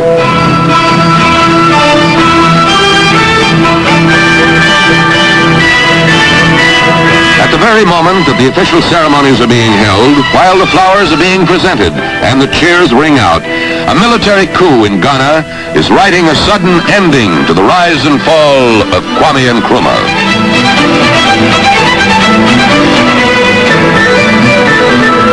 The Redeemer, the Savior, is now the fallen idol. Newspaper headlines report the spectacular overthrow of Kwame Nkrumah, and jubilant crowds celebrate his downfall in the streets of Accra.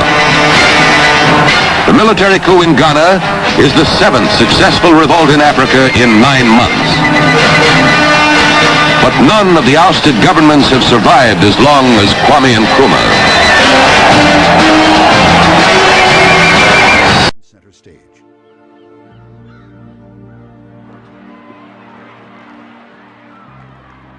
For Kwame Nkrumah, the man who had embodied the spirit of hope for black Africans everywhere, there was to be an undignified ending. From the 60s, my father was preaching very loudly on anti-imperialism and anti-neocolonialism. And this didn't go down well with the Western powers. And so one felt there was also considerable machinations from external forces to topple the government. In March 1966, while in China en route to Hanoi, Nkrumah was deposed by a military coup.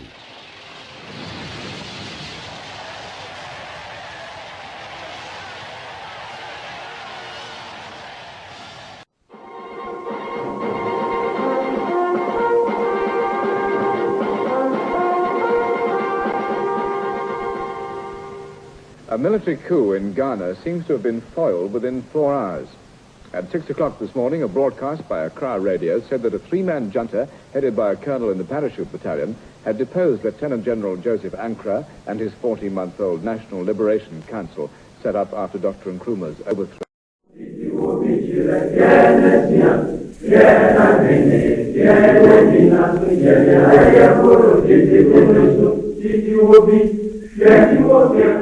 The military regime of Kotoka Ankara Afrifa that assumed economic management of Ghana from 1966 to 1969 did not, for whatever reasons, deviate much from the strategies they inherited. And he's still got one friend in President Nasser.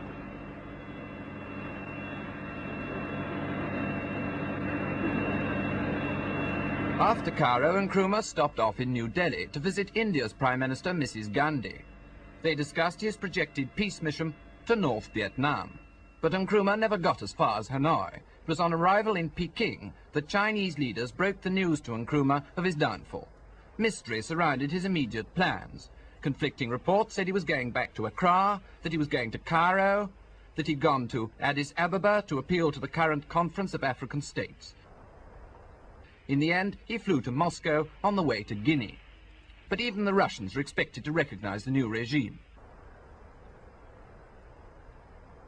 In London, while the government held back from the immediate recognition, Ghanaian students were not holding anything back. Also in London, a Ghanaian who claimed leadership of a so-called Revolutionary Council. He said they had masterminded the coup from a flat in West Kensington. His name, Daniel Amir. We had the okay yesterday about nearly 10 o'clock. We were ready, all waiting, anxiously waiting and sweating.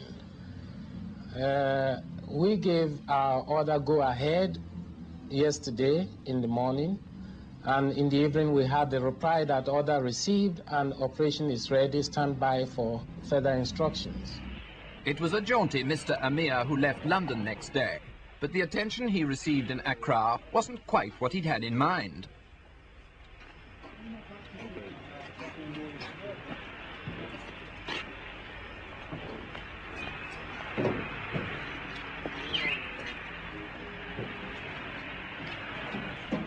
Whatever revolution was hatched in West Kensington, it seemed, had nothing to do with that dawn coup in Accra. Mr. Amir was branded by the real revolutionaries as a charlatan and a criminal, and he was taken off for a session of public penitence at the first news conference called by Ghana's new rulers. Their leader, General Arthur Ankara, father of 22 and former mission schoolteacher, a man who's never concealed his dislike of Nkrumah. Before dealing with Mr. Amir, he had more important business.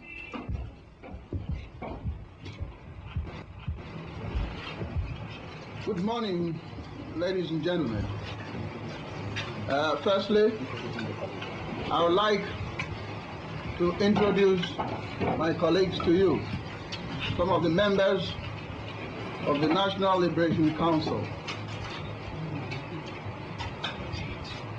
As you've already been told, I need no introduction myself. But on my left here is the Commissioner of Police, Mr. Harley, who is the Deputy Chairman of the National Liberation Council. On my right is Major General E.K. Kotoka, who is the second member or the first member of the National Liberation Council. We have called you here this morning for one specific reason, and that is you've heard the name of one Amuhia who has associated himself with this coup and had published himself in the British papers and most of the papers that is the brain behind us. And we want to prove that we were not instigated by anybody, neither we want to refute any allegation that ACA or God knows what instigated us to carry out this coup. This coup was carried out completely because of the things that had happened in Ghana and because of the tyranny and the despotism of Kwame Nkrumah, the deposed president. Everybody in Ghana was fed up with it. And therefore you could see the spontaneous result which followed the coup. You would have seen when you were coming probably thinking that Ghana would have been put under curfew or all other things, but nothing was done. There was no brain behind it. It was work from us and from within, without the aid of anybody, any foreign country or any country.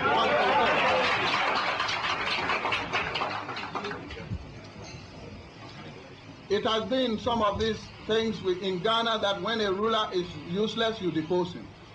And therefore, we have deposed Kwame Nkrumah. We don't want tyranny or anything here. And therefore, I would like to not waste time to bring in Amu here for you to see him.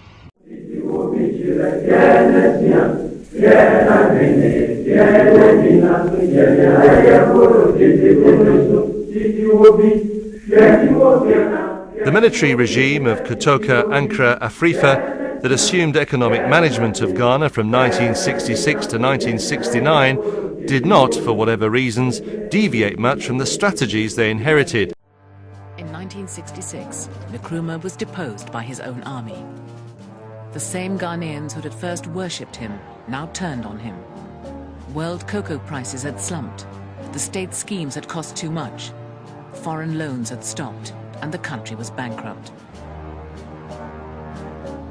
The hopes his people had put in him lay shattered, only 10 years after independence.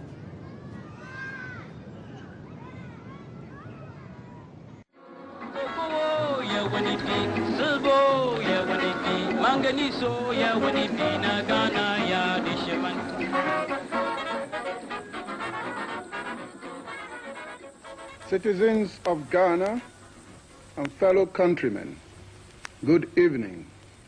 The Ghana Armed Forces took over the reins of government of this country after a successful overthrow of the regime of Kwame Nkrumah in what may be truly described as one of the boldest ventures in the history of this country.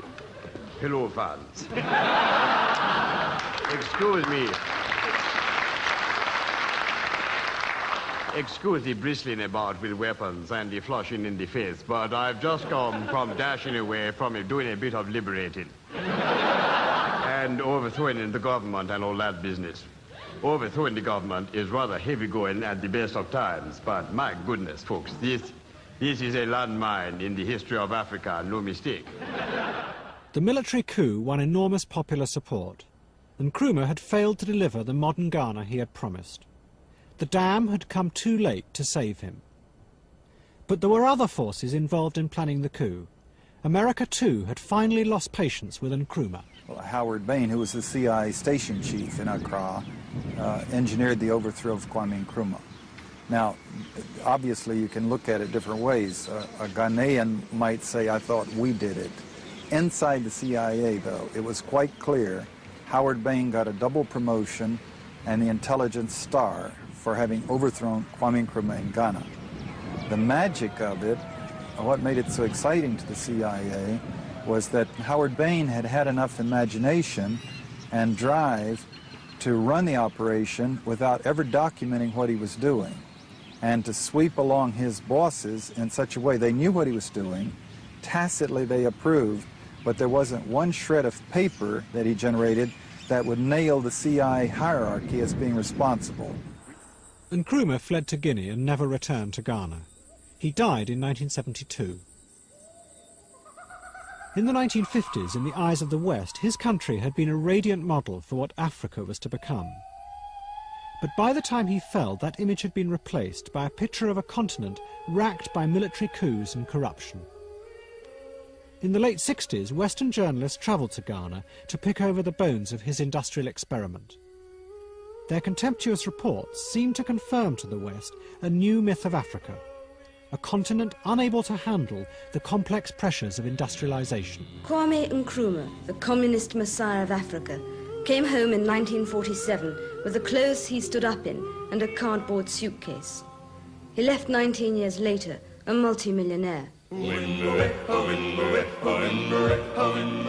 turned a £250 million credit at independence to a £600 million debt, and he left Accra studded with expensive white elephants, such as this massive saluting base here in Black Star Square.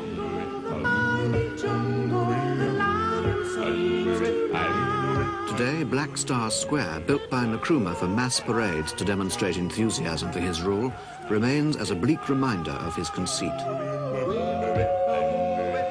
Overlooking the square was Job 600, built by Nkrumah specially for the OAU conference in 1965. It's never been used since. This luxury block was to house the Pan-African Congress. They never came. There was the Accra-Tema motorway.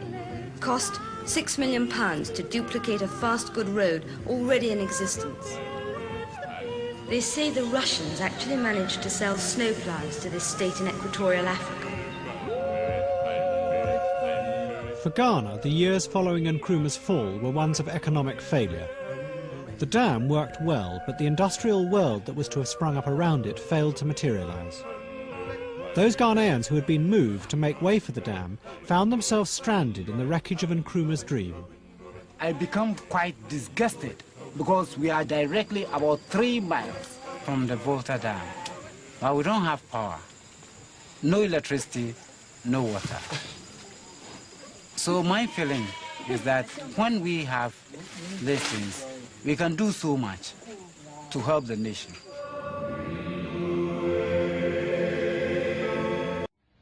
The River Volta has been caught and put to work. In the rock gorge at Akosombo, 60 miles inland from Accra, a hydroelectric dam is virtually completed. 6 massive penstocks, pipes, channel the water down through 6 turbines. The middle 2 are working already. Then the water passes out into the heaving pool below.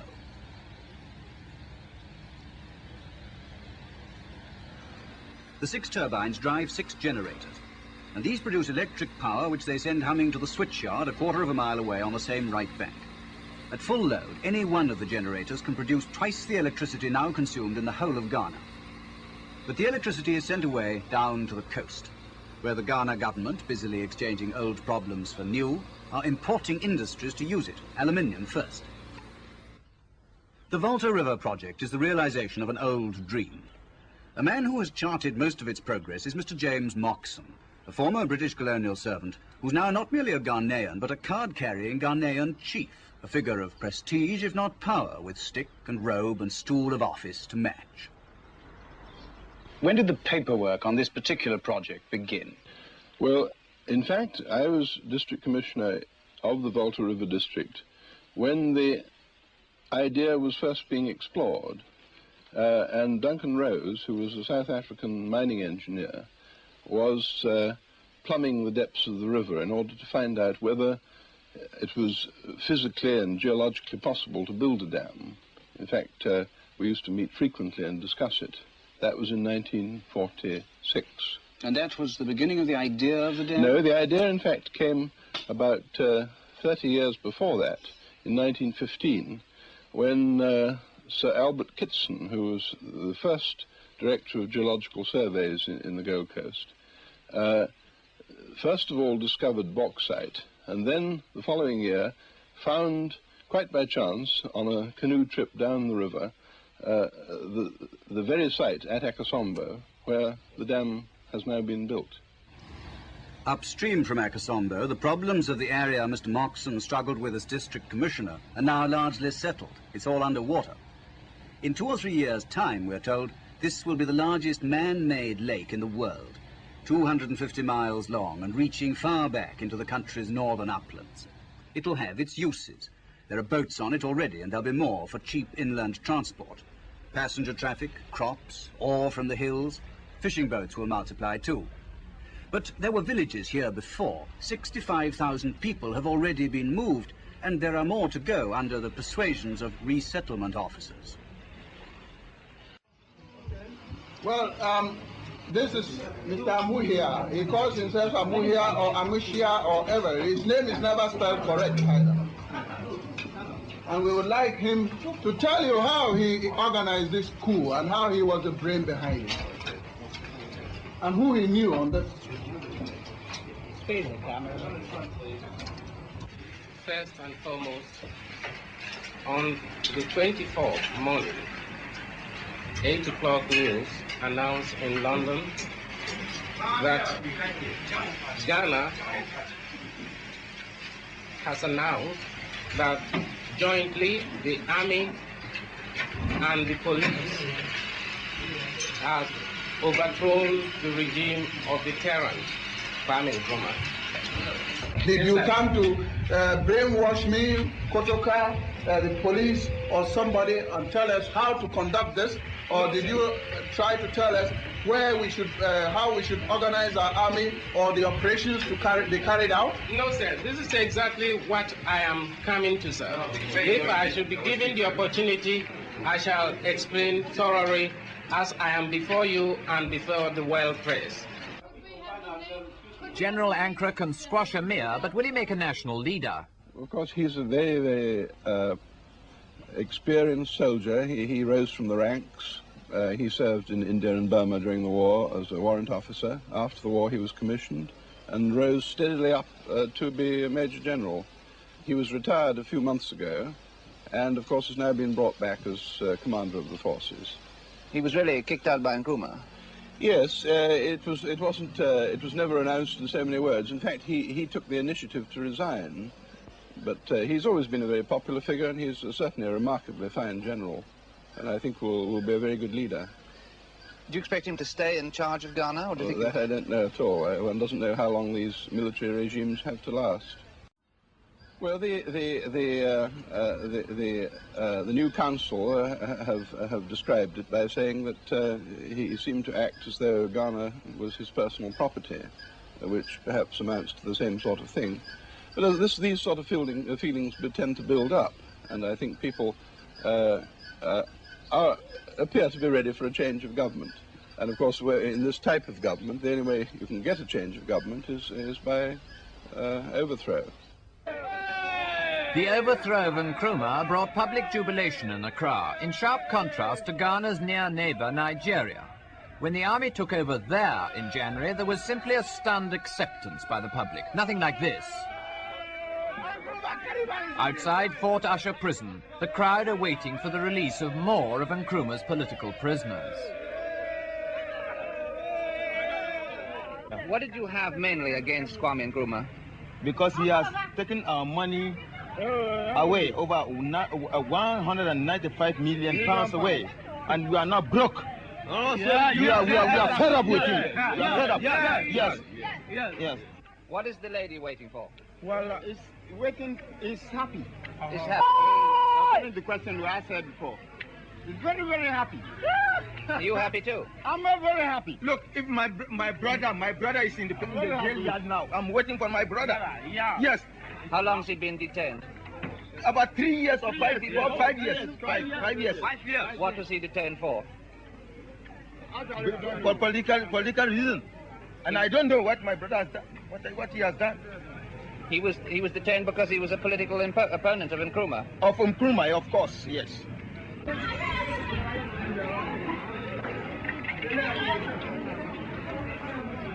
Among the released men this day, Mr. Kobler Atto, former publicity secretary of the Band United Party.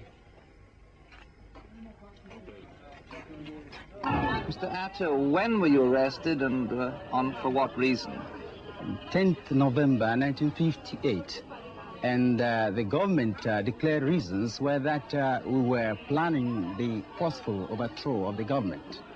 But the real reason was that this was the first time that you had a real opposition in Accra against the government party.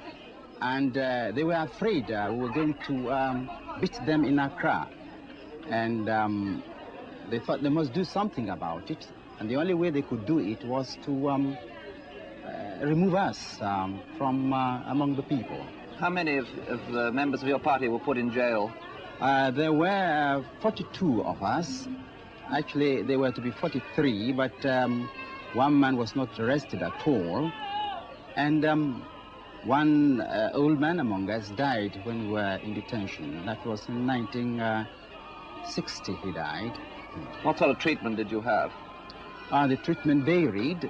At first, we were treated fairly well. Then in 1960, when the government decided that they have to break up our party in Ashanti, where also we have strong and widespread support, they declared that some people were engaged in gangsterism and they were criminals. And when they arrested the people, they turned out to be mostly members and officials of our party, especially chiefs and traditional men in Ashanti who were chairmen of our party in various villages. They were treated very brutally. They were beaten up. Some of them were more than 70 years, and even there were 2 or 3 who were more than 80. They were beaten. They were often stripped naked and searched. This is on arrival in the prison? Oh, yes. On the first arrival, in the reception room, they were slapped and beaten, kicked. And then from there, they were hurried along, pushed or beaten to the cells. And from time to time, the doors were opened and they were beaten, abused, and humiliated in all manner of ways. From prison conditions in Accra, 130 miles north now, to another symptom of Nkrumah's regime, a training camp for African saboteurs, a closely guarded secret up till last Sunday, when the new regime opened the gates to the world's press. Until that day, even the local police hadn't been allowed in. The students inside were never allowed out. This is a freedom fighters camp which was set up by the Kwame Nkrumah government and has been today opened to the press by the new government of Ghana. It had before, about 6 months ago, about 11 Chinese instructors. They're not here today. It also had Ghanaian instructors and recruits from various African countries. Countries like South Africa and Rhodesia with so-called colonial governments. But it also had recruits from countries, independent African countries, neighbors of Ghana in some cases. The inference of today's visit is that the new Ghana government doesn't intend to follow the old policies of President Nkrumah, which they would consider to be interfering in one's neighbors' affairs and trying to subvert other African states. 20 trainee saboteurs were found here. They said they'd been lured from neighboring countries with the promise of scholarships, then taught Chinese communist doctrine, guerrilla tactics, and the use of explosives. Could it happen again in Ghana? What are the chances of Nkrumah now staging a comeback from Guinea? I think it'd be very unwise to try, because I don't think he'd be well received. The public opinion has manifested itself very quickly in the last 2 or 3 days. As being against him? Yes, the public opinion has manifested itself as being against some of the policies which have affected the public. I mean, in certain respects, of course, his policies are Ghanaian policies, but in certain respects, particularly in relation to the economic situation, I think people felt that too much money had been spent on prestige symbols and perhaps too little on keeping the cost of living within bounds. This is the sort of thing that worries the man in the street. Ghana's future may now depend on released United Party prisoners like Mr. Atto. There's no vacuum in nature, and the same in human affairs. So I shall certainly be in politics. As a matter of fact, people have been telling me and many of my friends that they expect us to do better than these people, and I don't think we're going to disappoint them. What sort of Ghana would you yourself work for now?